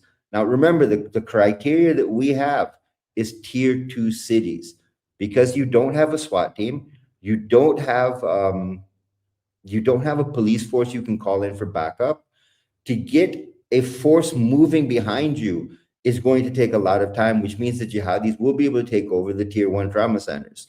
Once that tier 1 trauma center is taken over, this becomes a global event, and it will spread and spread and spread and spread. And I'll give you an example here in Pakistan. We had a police academy attacked where they had body cams on and they were live streaming the attack into Afghanistan and around the world to every jihadi who was watching. We are already seeing the pieces and the components that we identified back in May. We're seeing them happening right now. And the reason that we always use Pakistan as an example is we're right next door to Afghanistan. They test everything out on us. Once they figured out how to do it here, they move and tried it in another country. They tried it in another country and move forward, move forward, move forward, move forward. So there's a lot of talking heads out there that are saying, well, it's going to happen now. It's going to happen at Christmas. I don't think so. And I don't think so for the reasons I just laid out for you. This is going to happen in January because the schools will be in session, the roads will be jammed, people will be in the offices. This is a January attack. Some people are talking about a New Year's Eve attack. That I don't see either. Because New Year's Eve, again, is not going to give you the significance that you are expecting for a jihadi attack. They want to hit middle America. They want to give you a psychological impact that is very difficult to recover from. That is the mentality. These are retribution attacks for what was done in Afghanistan and Iraq. These are retribution attacks. So if you think of it from that point of view, they're going to look at where it's going to hurt you the most. Where is that? Middle America, tier 2 cities. That's a great in-depth explanation. I appreciate that, Clede. So Randy, coming to you, if you were briefing the public right now, what one piece of advice would you give families to prep while trying not to, put them into a state where they completely freak out? Well, I would say that, one, most people, as we know, even if stuff went down, they're not, going to be in the position to bug out and go somewhere, right? And probably won't have the time because they're not ready now to pick up and leave if it happened today. And as we well know, within 24 hours, that window is long gone and nobody's going to be traveling off to their secret bunker they have hidden off in the countryside or in the mountains. Right. So they really need to prepare to be in their own home for a little while. And the first comes into essentials, right? Water. You're going to need some water or a water source. And I don't know what that looks like. That's going to be different for each person. And it just depends on where you live, obviously. And, but, then you're going to need some food. I always go to most people, and which we've seen here on our audience, some folks have money, but most more than not, or don't have a bunch of money to spend on all kinds of stuff right now. So I always go back to the bare basics. Rice is a very cheap product still to this day. It's a little more expensive than it used to be, but I wouldn't call it expensive. You can buy a 50-pound bag of rice for 20 or 30 bucks. But basically, I would have rice, I would have some beans, or any products like that, Spam cans, chicken or tuna in cans, plenty of Carnival if you're able to get some before that happens. But the reality is you need stuff that, as long as you keep it dry and away from bugs, you can preserve it for a long time. As we know, the meat you have in the freezer, if you don't, and most of us don't, have the means to put in a generator, and certainly one that's going to be able to run for several weeks or a couple of months, most people are going to have that asset. So whatever's in your freezer is toast. You might as well cook it the day it thaws and give it to everybody in the neighborhood and yourself, because otherwise you're going to throw it out. And so again, lean to stuff that doesn't need the freezer, doesn't need electricity. Then it comes down to medical, right? Some of the products you talked about, you might want to have some ivermectin. You might want to have other types of little pills that you can take that are known, that have been known for decades, that work and that are sound medically wise. I would have on some bandages and some bleeding products, maybe even some kind of clot stuff. But certainly I would have, at the bare minimum, I would have 2 tourniquets per person. I know that sounds kind of extreme, but man, when the shooting starts and the bones and the blood and the flesh start flying around, you don't know what that looks like. As we've all said, bullets have no friends. Once they leave the bullets, they're going through everything. I saw one yesterday where old boy had a gun in his hand, and he's holding. You can't. It's not a great clear video, but it was one of some SEAL that puts these lessons on IG. So y'all probably seen it too. Old boy's holding the gun in his hand, and it goes off, and it blows his thumb off, and maybe more of his hand. It's hard to tell, but you got, again, he doesn't move, but bullets don't care. So I've seen people, we've had contractors die in traffic in Iraq because they were shot 3 or 4 times by an AK, but only had, got one tourniquet on. You're going to bleed to death very quickly when that kind of thing happens. So tourniquets would be a good idea. But again, you don't have to go buy some belts, ties, long sleeve shirt. There's many things that you could turn into a tourniquet. You only need a pencil or a pen or even a stick to help turn that thing tight, and they work. So beyond that, I would say, you might want to think of how you can harden your home a little bit, like making it a little less easier to break into, or say even throw a burning tire or a Molotov cocktail into. What that looks like for each of you will be differently. Mine, I'm pretty lucky. I've only got one window out front. And so I think that it's a pretty defensible thing, but not everybody's house is that way. And so, again, I don't know what that hardening would look like for you, but anything that makes it harder to get in your door while you're inside. But also realize if it comes down to siege moments, I know people talk about safe rooms, but and this type of thing, and if we don't have any electricity, if something happened, if it was prolonged for 2 or 3 months, you're going to see a lot of different stuff we've never seen in this country. And don't think you're going to be able to go hide in your safe room forever, because the reality is they will burn you out. And people say, well, mine's fireproof. You better hope so. You better hope so, because it gets awful hot. And then what are you going to do when there's nothing left with that safe room? My point is eventually they're going to get you. So do what you can to make it harder, but where you can also get out if you need to. Like if somebody sets your house on fire, you're going to need to be able to get out of it. So I wouldn't harden it so point that you can't get out if you needed to. And I probably rambled on long enough at that point. I'm sure I've got some other good points. And heck, it's only getting later, right? It's only time. Yeah. No, that was a good off the cuff answer, Randy. Definitely. At the end of the day, all of the things that we put in place to harden our homes, they buy us time. But if a large enough group and a determined enough group want to get in, they're going to get in, whether it be burning tires that they throw in and torch your home, Molotov cocktails or whatever. So probably the biggest goal for target hardening, in my opinion, because I've been broken into before, is to look so fortified that people look at it and go, holy shit, they got security cameras, they've got pit bulls, they've got motion detector lights, they've clearly got a security system, they've got, storm shutters and storm doors for hurricane purposes, but they're hard to get through. And they look at your neighbor has none of that stuff. They're probably going to go break into your neighbor, unfortunately for your neighbor. Well, it's the same old adage, Chris, right? When it comes to a bear, you don't have to be the fastest runner. You just can't be the last or the slowest. Same thing with your house is what you just said. If yours looks harder and your neighbor's looks immensely easier, they're going to go to the easier house first. You can bet on that. Yeah, true story. Most criminals are, very opportunistic, right? So they will take the easy path if they can. So moving into segment number 2, cracking open the censorship machine at work. So, picture this: you got this shadowy web of bureaucrats, big tech overlords, media suits, all teaming up to squash any talk that doesn't fit their script, and dubbing it literally the censorship industrial complex, where, free talk like we're having tonight gets labeled misinformation faster than you can hit the send button. It kicked into high gear during Charlie 19, and you had big government doing more than just nudging big tech. They were telling big tech, you either do this, we're going to come down really, really hard on you. Then they turned around, big tech turned around and hired a bunch of people in foreign countries and paid them peanuts to go through all of your social media posts and delete anything that didn't agree with the official narrative. So if you look at Facebook's a great example, and I don't do Facebook, I haven't been on it in years. but it became a massive echo chamber of Charlie 19 fear.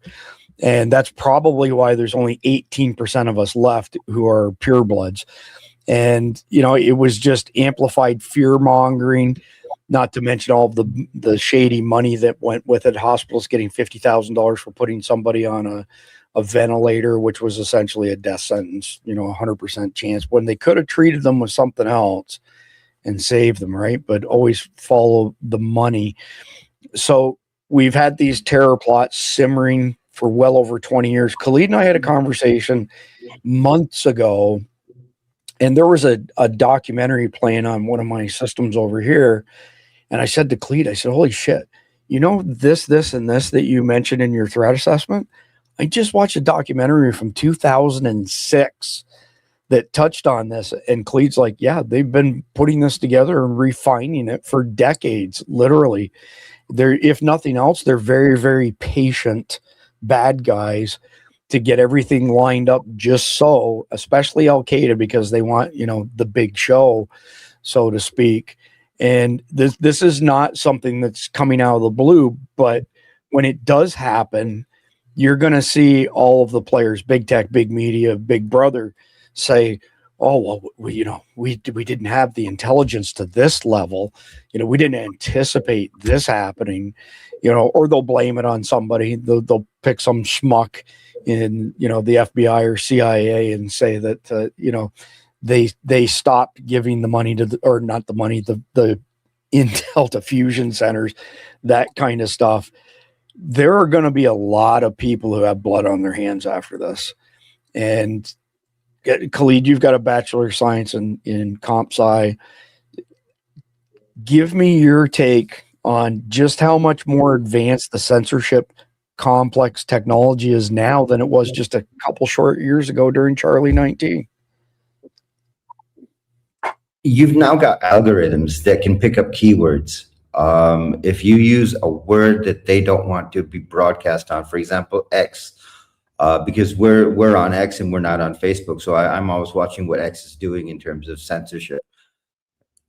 You now have algorithms that are set up that will downgrade your post so that people don't see it. You've gotten censorship to a level now where whatever the government says they don't want to be, what they don't want seen or discussed will not be seen and discussed. You have people that are considered conspiracy theorists whose posts are boosted on all the different social media platforms just to create a opportunity to discredit that person. The mentality has now changed a lot. What we used to see where they limit people and say, okay, we don't want this to be shown. Now you've got them saying, okay, let this person get a lot more elevation. Let these people get a lot more views. So tomorrow when it doesn't happen, they're discredited. They're wiped out. No one listens to them at all anymore. So you've got two different games in the censorship business going. One, people that have stayed credible and have stayed on point and over the X are being limited so no one sees what they're saying. And then you've got people that are being boosted so that they can discredit them because you are very hostile, your language is hostile, you're not coming out as, you know, a logical thinker. Like, okay, let's push this up. Let's make sure more people see this so that when it fails, they discredit you. And that's it, you're done, your following is gone, the people don't listen to you anymore because they've discredited you in the process. One of the things that we see now, Chris, you and I have seen this over the past couple of weeks, we have people now targeting us with dirty intelligence. And that is also part of the censorship industry, is that if you can't get us to move off of the X, you try and feed us something that will make us say something stupid. And that stupidity will get people to say, oh, we shouldn't trust them anymore. And we've seen this happen on so many different social media platforms. And again, like I said earlier, just last week, the threat of school attacks on December 16th and 17th, nothing happened. Now, all of a sudden, major voices on podcasts and X are talking about a Christmas Eve attack. And they never say anything before. And you have to start wondering why all of a sudden have they become active? whether they are there to create a narrative, whether they are there to discredit the people that are talking about it and that are credible on it, or whether they're there just to build something up, say, oh, see, nothing happened. See, nothing happened. Censorship works two ways. One, quiet you down. Two, discredit you. And we're seeing both sides of the equation running right now. Yeah, you said a mouthful there, Khalid. So, Randy, coming to you next here. We've learned a lot about NGOs and nonprofits in the past 12 months. What role do you think these nonprofit watchdogs play in feeding the machine with their fake fact checks? And, you know, they go after anybody who's not towing the line and saying, oh, well, they're just a conspiracy theorist. I mean, we've run out of conspiracy theories. They've all come true. We need some more. But give me your thoughts on NGOs in particular. Well, they got to have a way to move the money, right? They got to have a way to get the money from the government, because apparently it's all our taxpayer dollars to keep paying for all this stuff around the world, including all this terrorism. And so the NGOs are the ones that would do that. But besides move the money around, you know, you got to have people and some other types of apparatuses. Now it's getting more and more automated. Certainly with AI, they need less people. That's for sure. But, you know, any of those that watched that series back in the day, that was, you know, Homeland, right? Kind of the same thing, had the same kind of plot. And I want to say there's like 7 or 8 seasons in that thing. And it was in the last 2 or 3, 4 seasons, they're talking about the bots and the nodes, right, that they have across the country. They have these centers that are basically bots. And so when these, we'll say think tanks, right, the people that are releasing these come up with these means to either discredit somebody or spread some disinformation, which we were just talking about, that is the NGO's part. That's what they're going to be doing. So instead of just fact checking, well, as we all know, everybody knows that any of the fact checks weren't there to actually check the truth. They were there to protect the narrative. And that's what these folks are going to do. And if you watched on that show, and it was enlightening to me, because I knew that we had stuff like this and the things were going, but I'm not an IT person. So I didn't realize to the degree it was. And again, this was back in 2012. There's no telling how advanced it is now, but they literally showed you where they had these little nodes all around the country. And when they came up with the memes, these nodes, which are bots, they're not real people. This was going to push the narrative to either discredit something or put out some misinformation. So you're just confused and don't know what to do. But basically, they put out those memes, and then they have this screen where they can watch real time. Like their bots put them out, and then they have a different color for the real people like us that jump on that. Because, of course, we know there's a certain element of the population that cheers this stuff on, and they're waiting for these memes to come out, and then they start pushing them, and then it just runs across the entire country, and now their message has been spread. Yeah, I can't tell you how many times, Randy, I've seen somebody make a, you know, really asinine comment on one of our podcasts, and every time they do it, I think to myself, so is that a bot, or is that just a keyboard coward, you know, sort of thing? And I would hazard to guess that it's more so the bots these days than idiots. There's no shortage of idiots out there. By the way, while you were talking the entire time, I was getting attacked by a pit bull because I have the Carnival Mighty Meat dog treats here. Check it out. This is human grade stuff. It's just pieces of beef and chicken that's too small to put in the bags for those of us, you know, humans, 2-legged people. But she's sitting beside me right now, laser locked onto this like you wouldn't believe. It's I'm telling you, somebody in the chat last night said their cat was the same way. I'm telling you, it's crack cocaine for dogs. This stuff right here. Well, and apparently cats too. So it's crack cocaine for us. Yeah, probably so.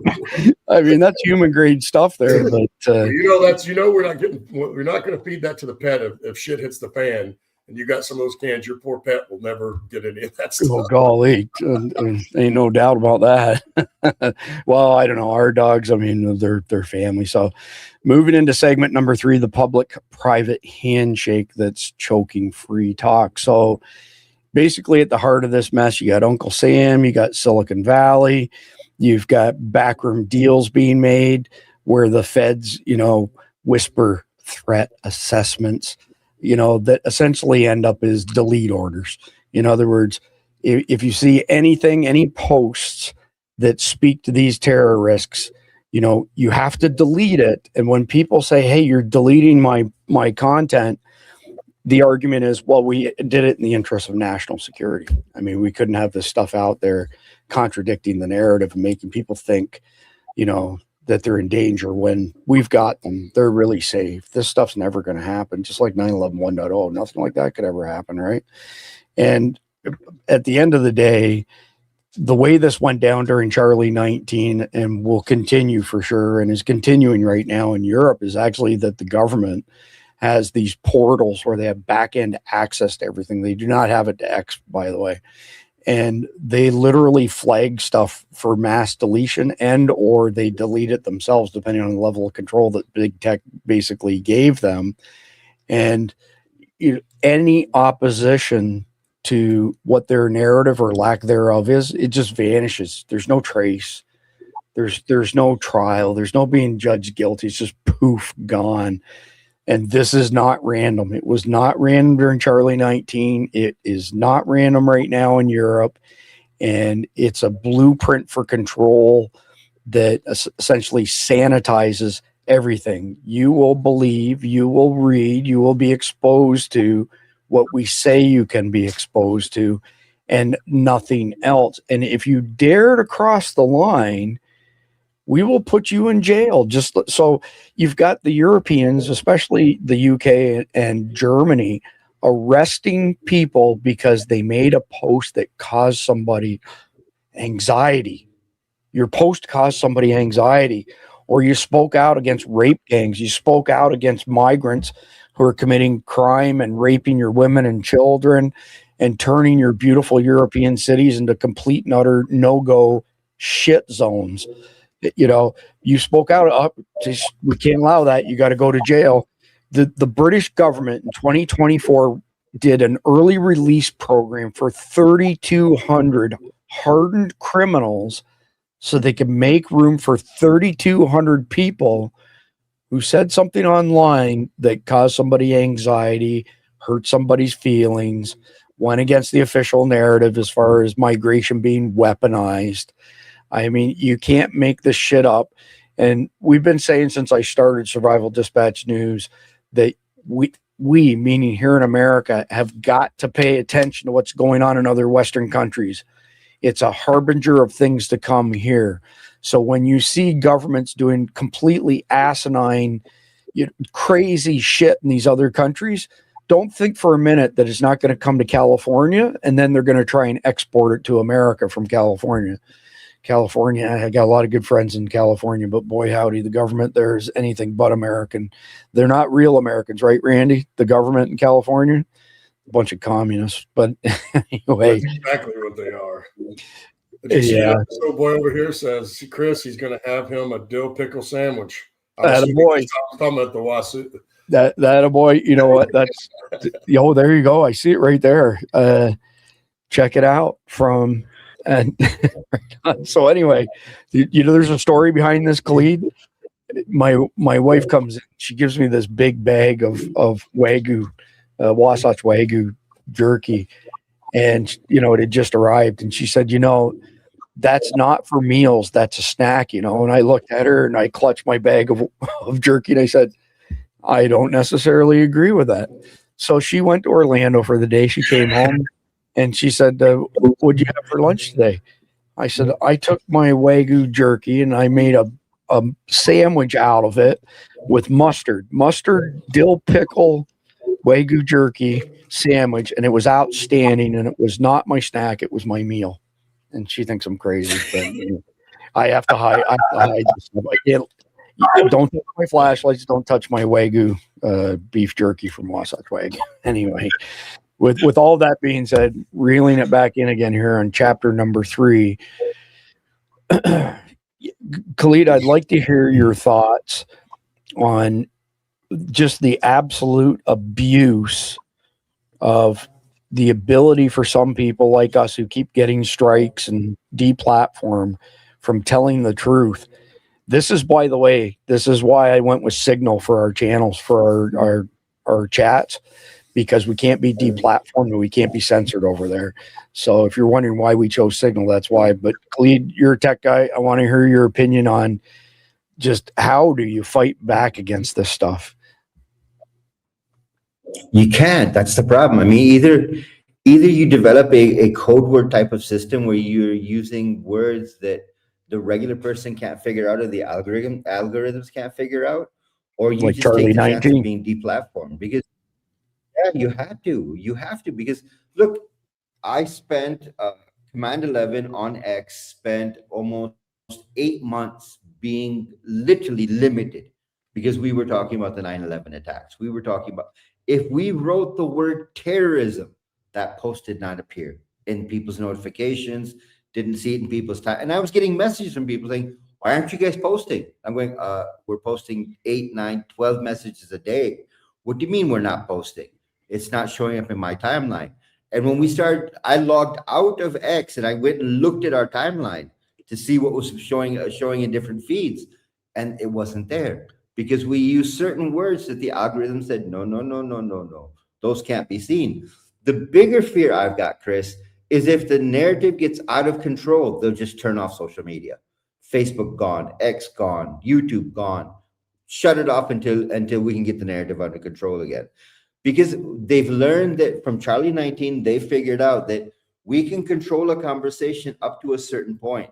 But at a certain point, we lose control.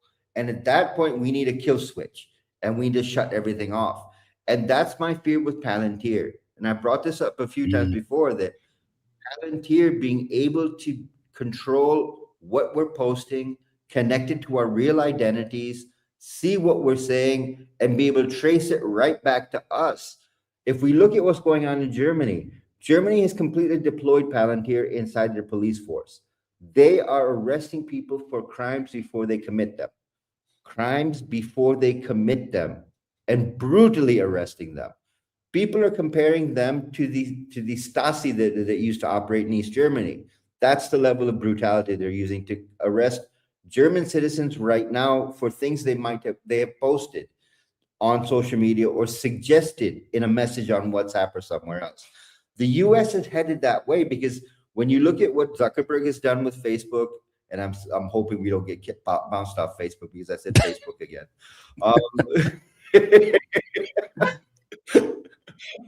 If you look at what's going on with the other platforms, they figured out it's very easy to shut this thing off. Kill switch, social media is gone. They control the narrative then. And that's the fear we need to be working with, is if they figure out that they can't control what's being said on social media during 9/11 2.0, they can go click and everything's gone. Yeah, no kidding. So, Randy, a subjective opinion on your part, but what the heck does community standards mean to you? We had to take down your content because it went against community standards.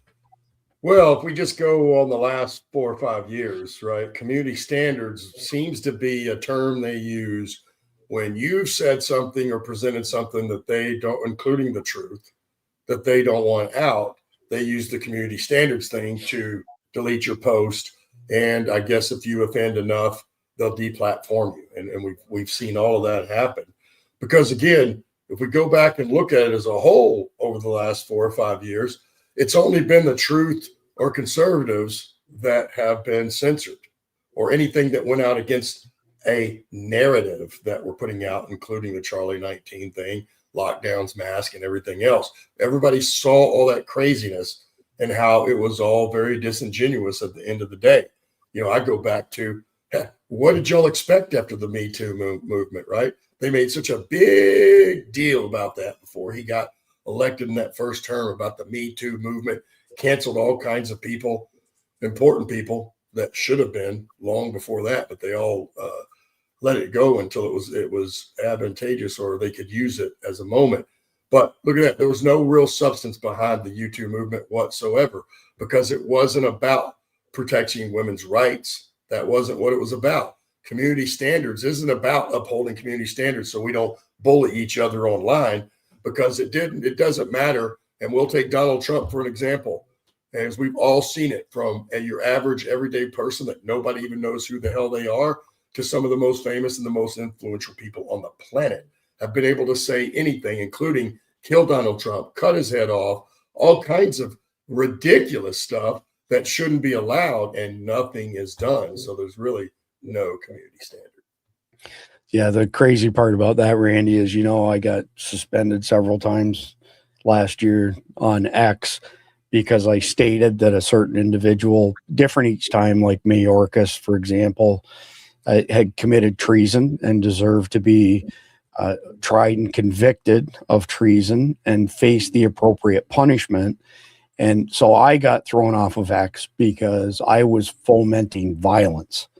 But the pink, purple-haired freaks with the bull rings in their nose could say, I'd like to see Donald Trump's, brains splattered all over it, and nothing happened to them. I mean, it's pretty crazy, because what you touted was actually we should hold people accountable to the law. And there should be nothing wrong about posting that, no matter who it is, even if we said that about Donald Trump right now, right? It's still be true, or anyone else. No one's above the law. So if they broke the law, we should be able to hold them accountable. And if we did, we wouldn't be in this situation. Correct. Again, it comes down to community standards, right? Community lies. That's really all it's about. Yeah, it's a smokescreen, So moving on to segment number 4, how they pick off reporters and rebel voices. So basically you can think of, big tech, big brother, big media, have teams that hunt people who don't toe the line, that don't go along with the narrative, and zero in on them, especially in this particular instance, people, talking with regards to terrorist chatter and slapping extremist stickers on any journalists who dig too deep, or citizens who, let's say, share unfiltered clips. That's a big one that's bitten us before. Keith Graves has got hammered for it. JJ Carroll's gotten hammered for it. The list goes on and on and on. But once you're targeted, it's a blitz, man. Like, it's an absolute blitz. I've got 445,000 subscribers on my big YouTube channel, and I have 4,300 subscribers on my smaller channel. And there are many times where that channel with 4,300 subscribers gets more views than the one with 445,000. I mean, that channel has been marked. It's been marked for gun content. It's been marked for Charlie 19 content. It's been marked for terrorism content. And it's a prime example how they stop sending notifications is how they do it. That's the first thing that they do, is they mark you and nobody gets notifications. I have 7 monitors surrounding me here. You guys have seen my setup, and this one in front of me is always monitoring YouTube. And I can go to the homepage on YouTube, and they clearly know I'm logged in. I own Survival Dispatch, and my own shit content doesn't show up here. I have to go to the channel and click the video on my own channel. Even I don't get notified when stuff is being published. It's brutal. So at the end of the day, the thing is it's not just us, right? It's everybody who doesn't toe the line gets targeted. They turn the volume down. They say things, well, you have 445,000 subscribers, but nobody wants to watch your content. Really? How come my channel with 4,300 gets as many views? How come my Substack, which I've got 65,000 followers on Substack, how come our live episodes every single night, like clockwork, by the time I get up the next morning, there's 20,000 views on them plus? And that's only 65,000, not 445,000. I mean, this is real stuff. It's a hit job at the end of the day. It's an absolute hit job. And it makes people like us, I mean, maybe not us, but people similar to us who say, fuck it. It's not worth it. Why bother sticking my neck out? They're just going to squash me anyway. But that's number one. That's why we're on Substack, because Substack does no censorship at all. You either have to be breaking the law or publishing pornography to get slapped down by Substack. However, they could get bought by somebody and then they go to hell in a handbasket. I moved our Guardian stuff off of Patreon really quickly. We still have a handful of people there because they started deleting my articles on terrorism and saying you're spreading fear. Well, no, we're spreading legitimate intel and advice on what people should do. We're a survival prepping company at the end of the day, and we have people like Khalid who are intel experts, and it's a great marriage of two different skill sets. So with all of that being said, Khalid, talk a little bit about the censorship that you've been subjected to. You've had accounts nuked on X, and even what's happening currently with your stuff on X. It's not ending. No. We've had a YouTube channel blown away. We had something over 25,000 subscribers on our YouTube channel because we posted a video from Russia Today that was on terrorism, mind you, terrorism in Pakistan and Afghanistan. Our channel was blown. It was gone. I can't even create a new channel with that email address. So I had to make a new email address and create a new Command 11 channel there. X is continually censoring us. We signed up with a payment processor. I'm not going to take the name of who it was, but they went through our content and pulled 3 posts that we had written where they said were questionable, that we were supporting a terrorist regime. And I went, what? Can you go back and read the damn post and see where I'm talking in favor of terrorism? It's just unbelievable where I got to back up every way they pop. I got to back Khalid up on this. I'm not going to name them either because they owe me money, but they seized my account and held a significant amount of money, better part of $5,000, until my attorneys got involved.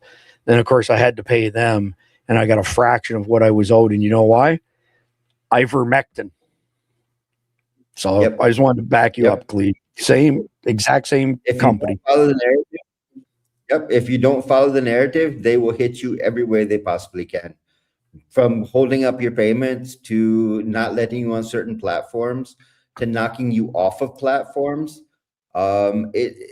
Censorship is an active industry in the United States and in the Western world. In our part of the world, the problem that we have is that whatever we may post about Pakistan or Afghanistan will draw the attention of certain intelligence agencies that will start harassing us. We've had that happen to us as well. So it's not censorship here. Here it's blatant harassment for what we have to say.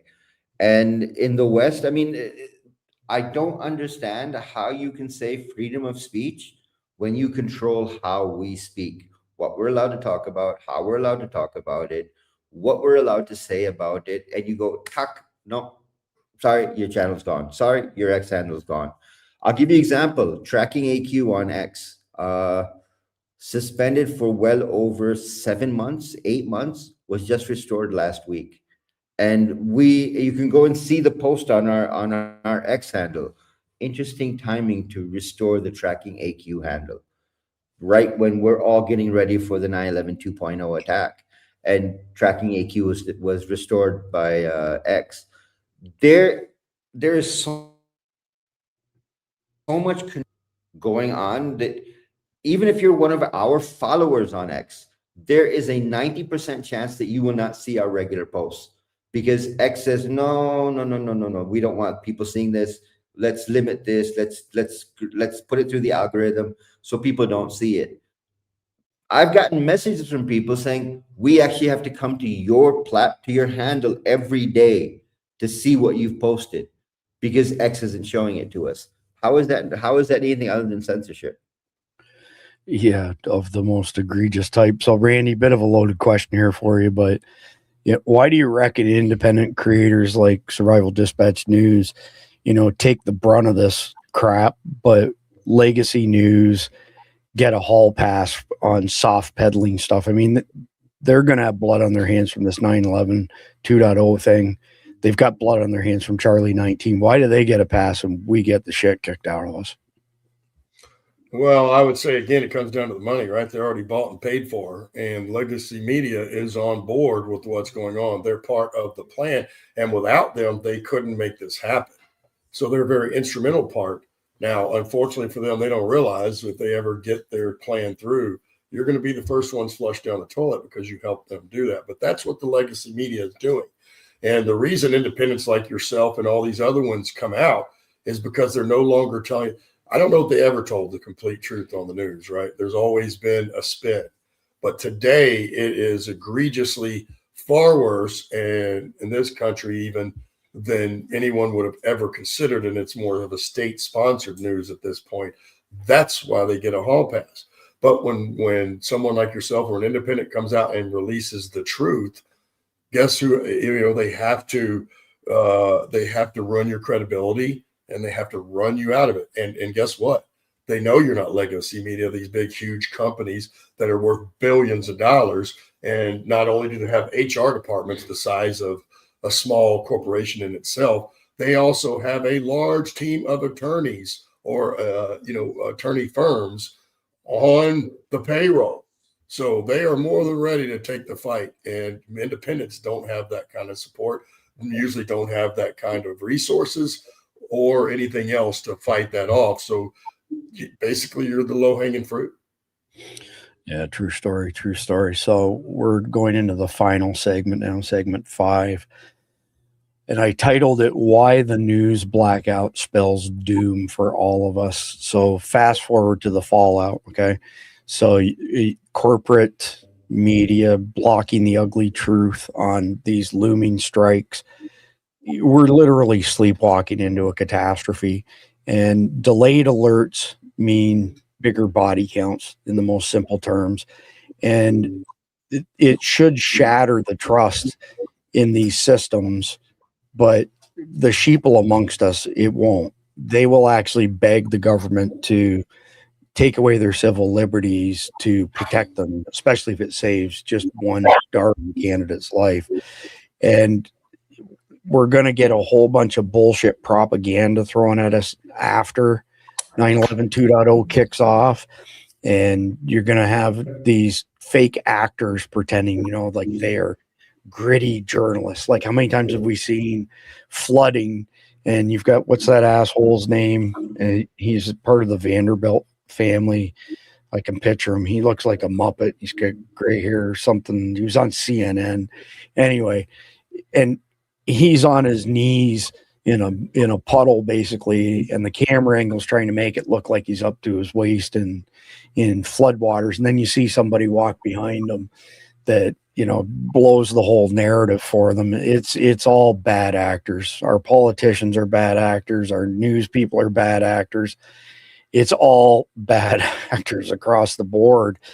And the information that they peddle is, it keeps you on a hamster wheel, keeps most people on a hamster wheel. So today, here's the topic du jour. Randy's talked about this, and they pound it into people to get them all worked up, and then poof, it disappears. And the next thing that keeps you going on the hamster wheel gets put in front of you. And while all of that's going on and you're distracted, the real story is unfolding. So I would argue that 9/11 2.0 is going to be so extreme. We're going to see some pretty extreme blackouts on information getting out. And they will say, well, we didn't turn the spigot on all the way because we didn't think people could handle, we thought it would cause too much fear and chaos. I'm telling you, it's coming. Khalid, is there anything in history you can think of where the warnings for something like this have been so ignored that turned into something just massive that happened underneath everybody's noses, meaning the establishment's noses? Well, the first thing that comes to mind for me is 9/11 itself. I mean, there were warnings and warnings and warnings about what was going to happen, and nobody did anything. The second thing that comes to mind is the Arab Spring. You had social media running crazy. You had mainstream media running crazy about what was happening in Egypt at the time, and no one was taking it seriously. And the problem ends up being is that, and I always look at it from the point of view, is you're desensitizing us. When you show us violence on TV right now of different levels, one single person attacks, lone wolf attacks, small terrorist attacks, you're desensitizing us to violence. And when the big one happens, everyone's going to go, oh, yeah, someone had said something about that happening. But, you know, the government didn't say it was going to happen, and law enforcement didn't say it was going to happen, so I didn't take it seriously because the problem you get to, and it's something we've seen here in Pakistan, is once you desensitize the public to the potential of a catastrophic event, when the catastrophic event happens, people go, oh, it's not the government's fault. And that's where you lose. Yeah, you said a mouthful again. So, Randy, just your own personal opinion, what do you reckon the best sources are to get truthful information on the terrorist threat? So not just 9/11 2.0, but the terrorist threat in general. And when I say in general, I mean across the Western world, not just America, but the whole Western world. Well, if you're talking about the average citizen, I don't think it exists right now. I mean, we can listen to stuff like us, right? They're putting this message out, but really, when you look at it, you said it like, let's say you're one, even if all 400,000 subscribers watched that one show, that's a blip in the bucket compared to the population of the United States. Even if we got the 100 million illegal aliens out of the country, we're still, you know, probably 280 or 290 million people. And so it's going to be in the, you know, I think if this thing kicks off, there won't be a way, right? Because as you already mentioned, they're going to shut that highway right off. Because why? It's going to be crucial that the only information that gets out is what they want to get out. Because if any of the truth and some of the other stuff that they want to censor starts getting out, it's going to be a problem that they won't be able to handle. So I think they're just going to close that spigot all the way off, where like we won't be on to put out information when it happens. That's not. I would bet my bottom dollar right now that will be the case, because they're going to limit the amount of information that gets out, period, on any platform. And so that will be the way it goes. Just like I said previously, they'll start handing out radios, folks. Watch what I tell you. If this ever happens and the country is shut down at some point, there's no communications, the government's going to come out and hand out little hand crank radios that are shortwave. Don't take those things, because they're going to be the same ones where they gave us. And now that's different. That's not what they're going to, you know, I need to dig it out. I think it's up in the attic. It's in a box up in the attic, but I brought one home because this is what we handed out as privates. But we handed out privates during OAF1, and they literally told us, I said, well, that's pretty cool. You're just going to give them a radio where they can wind it up, and they said, yes, but the trick is these are only going to work on the stations that we want them to receive. It's not going to work on the other ones. But what you got, I would imagine, is the independent, and it'll pick up any frequency, you know what I mean, and within the ranges that thing picks up. Earth to Randy. Check 1, 2, 3. Earth to Randy. Can you hear me? No, I cannot.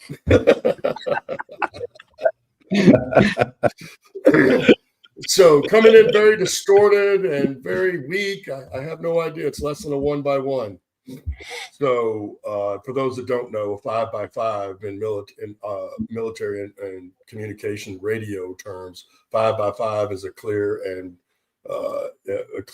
loud signal, and anything less starts to grade. But anyway, so I really think that that'll be critical, that they have to, and we've already seen them deploy all these tactics. So when they're able to actually shut things off, you're going to see real censorship. Then it's only going to be their message that gets out. And the only way you're going to get it out is by mouth and other people. Like right now, some of the only sources I trust happen to be on social media, because they're all the sites that you actually have to be a Green Beret to be in. And you had to be vetted. There's not just anybody in these things. Now, a lot of these guys are still working. Now, do they put out classified information? Absolutely not. But we do hear about things that are going on that your average citizen is not going to hear. No different than Khalid when he's on all the intelligence networks. He's hearing about what's going on around the world. So Khalid would be one of those guys. There's plenty of Green Berets in those same positions. So right now, that's where I get the information that I listen to, other than you guys. That's the truth of the matter. I don't ever turn on the news on the TV or radio ever again, any of it, not even the weather. It's a worthless time to me. And again, why am I going to sit there and listen to something that's not the truth and is only there to program me to think a certain way? Yeah, well said, Randy. I mean, the only reason I keep that stuff going in the background is because I want to hear what bullshit narrative. Well, you have to. You're in the business. You have to. And like sometimes I just have to put the thing on mute because it's such a pile of friggin' bullshit. But for anybody who doubts what we've covered tonight, look up the Twitter files. So the Twitter files were released by Elon after he bought X and discovered just how pervasive the government control was over the Twitter platform, banning people, deleting their content. I mean, there's literally mountains of examples in the Twitter files, and there's more than just the Twitter files. Look at some of the information that was, withheld on the New Orleans attack earlier this year, where they sure as hell didn't want you to know that, even though, boy, that sure looked like an ISIS flag on the back of that F-150, but we can't say that, because, it might stoke division and hate towards, ISIS assholes, whatever the case may be. But here's what I would say is this is a shameless plug, but if you want to make sure that you're going to get truthful information when things start going down, let's say the grid gets knocked down, comms networks go down, your access to the interwebs goes down. If you sign up as a Survival Dispatch Guardian, we have layers of redundancy built in place to make sure that you get the information that you need, number one. Number two, we have guardians across the country, and this has happened more than once where something's come up in the news.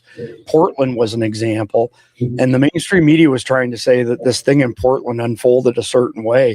We had people in our chat say, I live in Portland. I drove by there, and that's not actually the way things went down. So we've got we've got this community with eyes on everything across the country. And, you may not know who to trust on X. You may not know who to trust in legacy media, which is pretty much nobody. But when you got common everyday citizens like the rest of us reporting, saying, hey, this is what's actually going on. This is what we're actually seeing. You're not going to find that in many places, but Survival Dispatch News Guardians do. Midnight tomorrow night, the Christmas sale ends. Right now, 40% off annual memberships. It's $45 a year to get access to all that information, plus a whole bunch of other stuff that I won't bore you with, because it's that time of the night, Randy, our favorite time of the night. 3, 2, 1.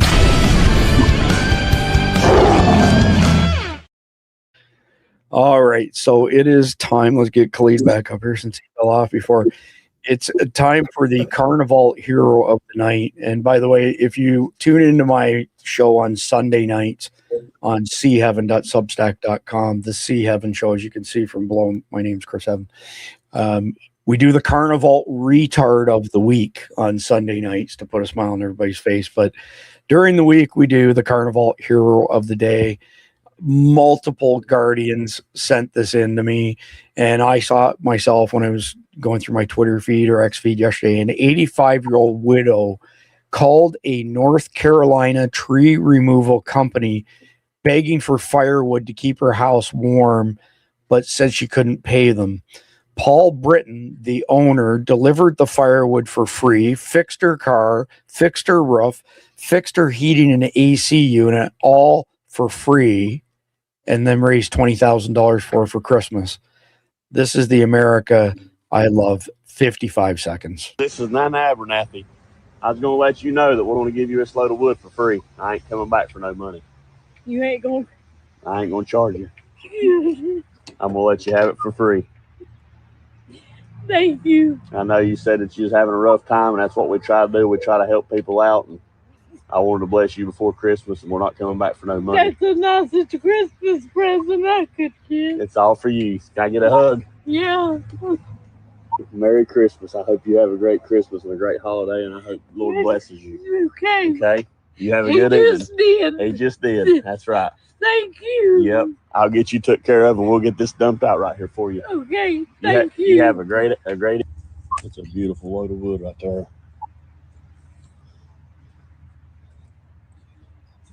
It's cut pretty small too. That way she can handle it nice and be easy on her.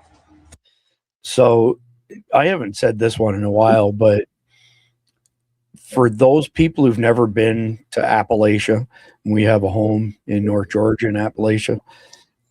You haven't seen poor until you've seen parts of Appalachia. You think inner city blacks are hard done by? You go to places like Zanesville, Ohio, for example, which is kind of on the northern edge of Appalachia. Average household income, not individual, household income, $12,000 a year. These people have nothing. They are dirt poor, but they are, in every sense of Randy Nance's vernacular, real Americans doing stuff like this. Randy, do you want to comment on this amazing man, this amazing thing that he did for this lady? Well, I was just going to say, a couple have already said it in the chat, but that's a real American right there, buddy. That's exactly what America was built on. That's exactly what we should be doing.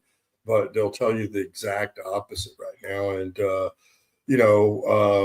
I was like, man, it's one of those stories like we were talking about in the text thread a couple of days ago. It's one of those things that you see that there are still good people in this world that are willing to go help others out for no other reason but to help them out and out of the kindness of their heart, not for money. And, we just need to see more of this. And you're right. I know people don't think of, any of those mountain folks, even in the Blue Ridge Mountains, right? Yes. Now, some of those Blue Ridge got money. Most of those cabins, people don't live there. They're rich people or people with affluence that can build the cabin and then rent it out for the rest of the year when they're not there. But the locals that live there are all dirt poor, every single one of them. It's like a time warp. It's literally like a time warp. Khalid, I mean, tell me that's not a great American right there, real American. That's the America I grew up in, Chris. That's the U.S. I grew up in, where the neighbors were always helping other neighbors.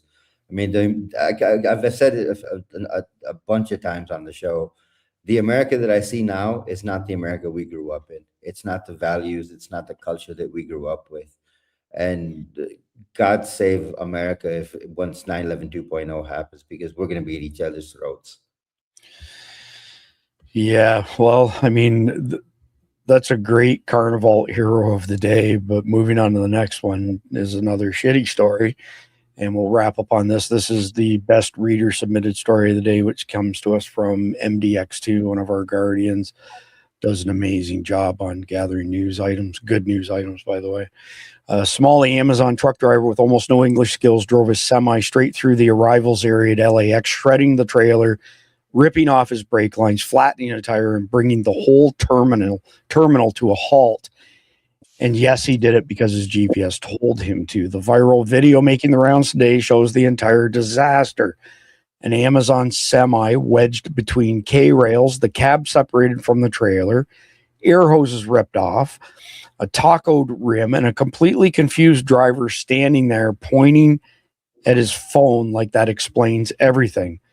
Bystanders were literally asking him, "Why did you go this way?" "Driver, GPS say use this way." He followed it right into the passenger pickup zone, a restricted low clearance area designed for minivans and Ubers, not 80,000-pound trucks. In the video, you can see the trailer leaning against a barrier, the brake lines torn clean off, a tire folded like a taco shell, airport workers trying to coach him through reconnecting the hoses, a tow truck eventually dragging him out of what onlookers called the drive of shame. One filmer even says, "Bro, how are you going to be paying for this?" while zooming in on the damage. The best part, people online were screaming that this happened at Miami, but the signage clearly shows LAX. So not only was the GPS wrong, half the internet was too. Thankfully, no one was hurt. But the video perfectly sums up the chaos happening in America's workforce right now. Language barriers, zero training, blind trust in GPS, and massive rigs being handed to people who clearly aren't ready for them. A miracle this didn't end worse. Did anyone see this on any mainstream media anywhere? Watch for yourself. Somalian truck driver meets LAX. It's a couple minutes long. I'm not going to play the whole thing, but definitely enough for you to get the gist of it. An Amazon trailer trying to make a delivery here in LAX. If you guys are familiar with the area, this is pretty much where the arrivals are. The delivery driver who said he's from Somalia said that the delivery is here at LAX. Or you can see from over there in the distance. That's where the arrivals are for the passengers. The location to delivery is... Look at. Sure. I'm the captain now. Why'd you go this way then? Huh? Why'd you go this way? You know, they got me. Your GPS? The GPS, they got me. Yeah, it's just telling me to just be brave. Oh, to go through the arrivals? Yeah, back it up. Oh, wow. Okay. So he ripped off his lines. No! Right there. Damn. Okay. Okay, he did talk to it. All right, first, what are you loaded with? Yeah, to the Amazon. I'm just having the driver back up and reconnect this trailer after hitting that K-rail. Oh, wow. Just connect the ones that connect to the light. Huh? Connect your light.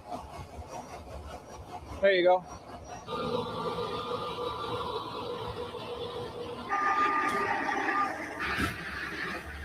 Sensational.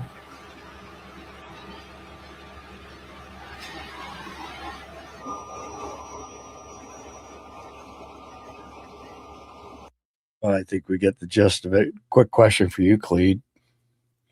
What if that was full of explosives? Oh my God. Do you know, just think about the damage. I mean, that would wipe out LAX. That would wipe out LAX.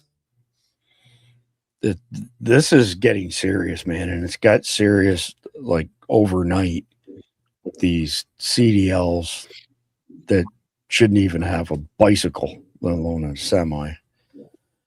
Randy, your thoughts? What happens if somebody, does something like this at DFW? How much carnage would there be? Oh man, well, golly, even he didn't even know how to unhook shit. He didn't know what was on the truck. The guy says, "What's on it?" Oh, it's for Amazon. Well, that could mean just about anything, pal. So what is on the truck? He doesn't know. And it'd be the same right now, like as is. It'd be the exact same in DFW. It'd shut stuff down. It'd cause problems. Now, if he had a bomb on it, it'd be a different story, or much different, just like it would be in this. But it's like, who make it make sense? Why is this guy driving? And then why anybody? I don't care how stupid you are. One time my GPS doesn't mess up too much, but it does every now and then. And like one time I was going to the airport, it took me to the wrong part of the airport. I readjusted the address, is what I had to do, and then it took me to the right spot. The weirdest one I ever had, and I was, it might have been when I was coming to meet you out at your brother's. You remember that? Mm-hmm. It's been some years, but I met y'all, and I want to say that was it. And so I'm following my GPS, and it takes me to a spot and literally has me go down. I didn't realize it at the time because it was a large piece of property, but effectively I was going down somebody's driveway right up to their house. And I get beside the house, and it's now telling me to park the truck and get out and walk the rest of the half a mile that it's got. And I'm like, now, do you think I got out and walked a half a mile before I figured out this GPS was wrong? No. Right then I said, okay, first of all, I'm not getting out and walking. I've never seen, but that's the one time it literally said that. Okay, now park the truck or park your vehicle, get out and walk the rest of the way. And it was literally a half a mile. And I don't remember the exact what I had to do. Of course, I left and got out of their driveway before somebody came out and shot me, because this is out in rural Texas. You don't just drive up on people's land unannounced. And then, so, I don't know what I had to do to fix it, but it may have been re-putting the address in. But then I found my way back around in my truck. I didn't just go park it in their yard and then walk. It makes no sense. Your GPS is NFG when you get lost in the rural area surrounding Waxahachie, Texas, because that's where the crime happened. Oh my God! Yes. Get out now, park the vehicle, and get out and walk. I was like, "What? Are you for real right now?" Yeah. So his driveway, by the way, Jay's driveway, Khalid, is a mile long, and he's got a 37-acre ranch. But you just reminded me of another funny story. I got to tell it before we play the final video here. So Jay owns a glazing company. He's worked in the glazing industry since the 1980s for commercial high-rise you don't order windows for commercial high rises like you do for your home that come pre-assembled. A glazing company builds them, installs them, so on and so forth, right? So he worked for a couple really big contractors for years. He started his own company and it just exploded. And they had a big job in Austin. It was actually the Frost Bank Tower, if memory serves me right. Got pictures of Jay at the very top putting the final piece in. It's pretty crazy. And one of his employees pulls in and Jay says, you should probably park your brand new car in the pen over there so that, the animals don't get to it, because the horses, the donkeys, the cattle, everything is free range, right? And the guy's like, yeah, no, it'll be fine over there. So they go to Austin for the week to work. They come back, and this guy's brand new car, Khalid, it was a white car. It's covered in horse shit. The windshield wipers are gone. The mirrors are gone. The front bumper is gone. And as they're pulling in, there's a horse backed up to it, going like this, scratching its ass on the side of the car. No, it was wiping, Chris. It was wiping itself. Did $7,000 damage to this guy's brand new car. And I told you to put your car over there to keep it away from the animals. Get this, India. It happened again to a different car a few months later. And it was somebody who literally just popped into CJ and Tahana, then was fixing to leave, and they come out and their car's destroyed. And Jay put it together. It's friggin' turtle wax. Turtle wax has some sort of crazy smell in it that drives horses, donkeys, and cattle absolutely haywire.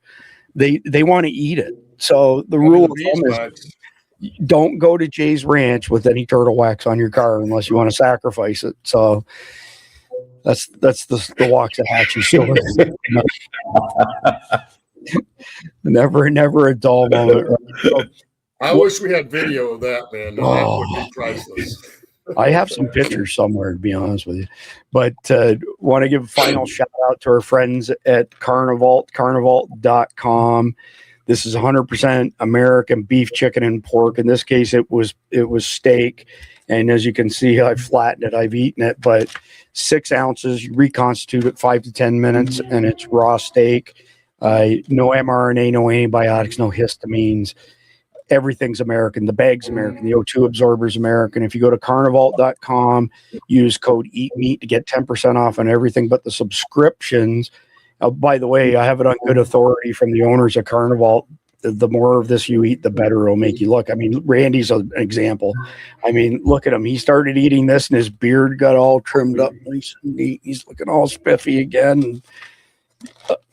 It's true, Randy. You're on mute. But yeah, somebody asked yesterday or the day before, was like, how'd he get picked? I'm like, listen, the moment they said it makes you look better if you eat some, I'm like, sign me up. I need all I can get. Right. It's a miracle. But hey, y'all have just a few hours left here. Midnight tonight, their Christmas deal ends. The winners will be announced tomorrow. So every $100 you spend at Carnivalt over the next few hours get you a virtual raffle ticket. 5 winners are going to get a bunch of Carnivalt meat, Carnivalt swag. I'm going to give you all lifetime membership, Survival Dispatch Guardians. Don't forget our friends at WasatchWagyu.com. This stuff is like crack freaking cocaine. It is unbelievable. This is the best jerky I've ever had. Look how flexible it is. I make sandwiches out of this shit. It's that good. It's freaking incredible. Code SD20 gets you 20% off there. And the 40% off Guardian memberships ends at midnight tomorrow night at survivaldispatch.news. We are going to record an episode tomorrow afternoon, but we will play it at the usual time so people have time to get home from work. So 7 p.m. Eastern. It's going to be a special episode. I'm not going to tell you what it's going to be. You'll just have to tune in tomorrow night at 7 p.m. Eastern to find out. And before I forget, we have to do the Carnival or the conflicted question. Yeah. So with electricity gone, refrigeration and prepackaged food were things of the past. How do you conserve meat and other foods for long-term usage without modern equipment? Easy.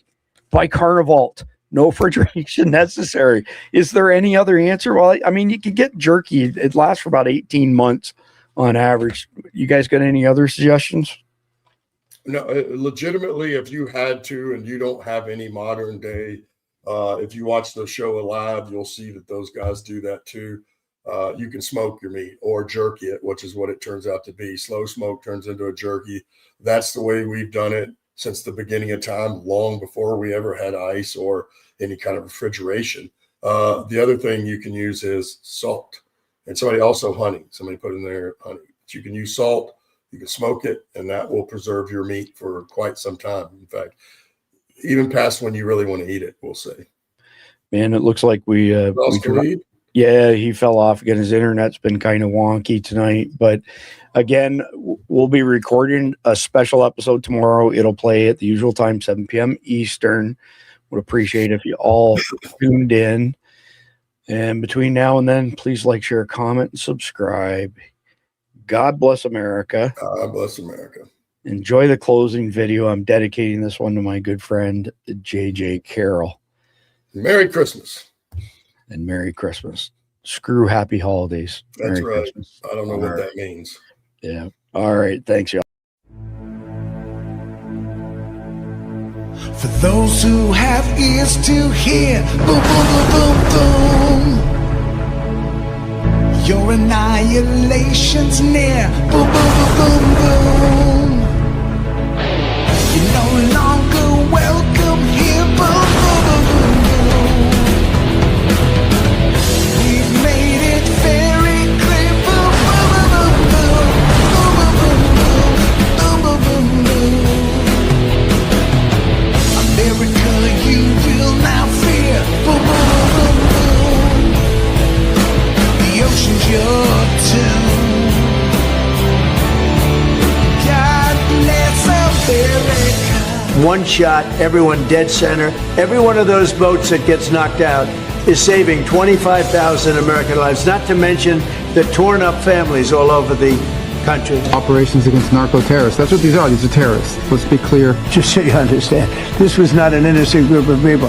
Merry Christmas, courtesy of love, red, white, and blue.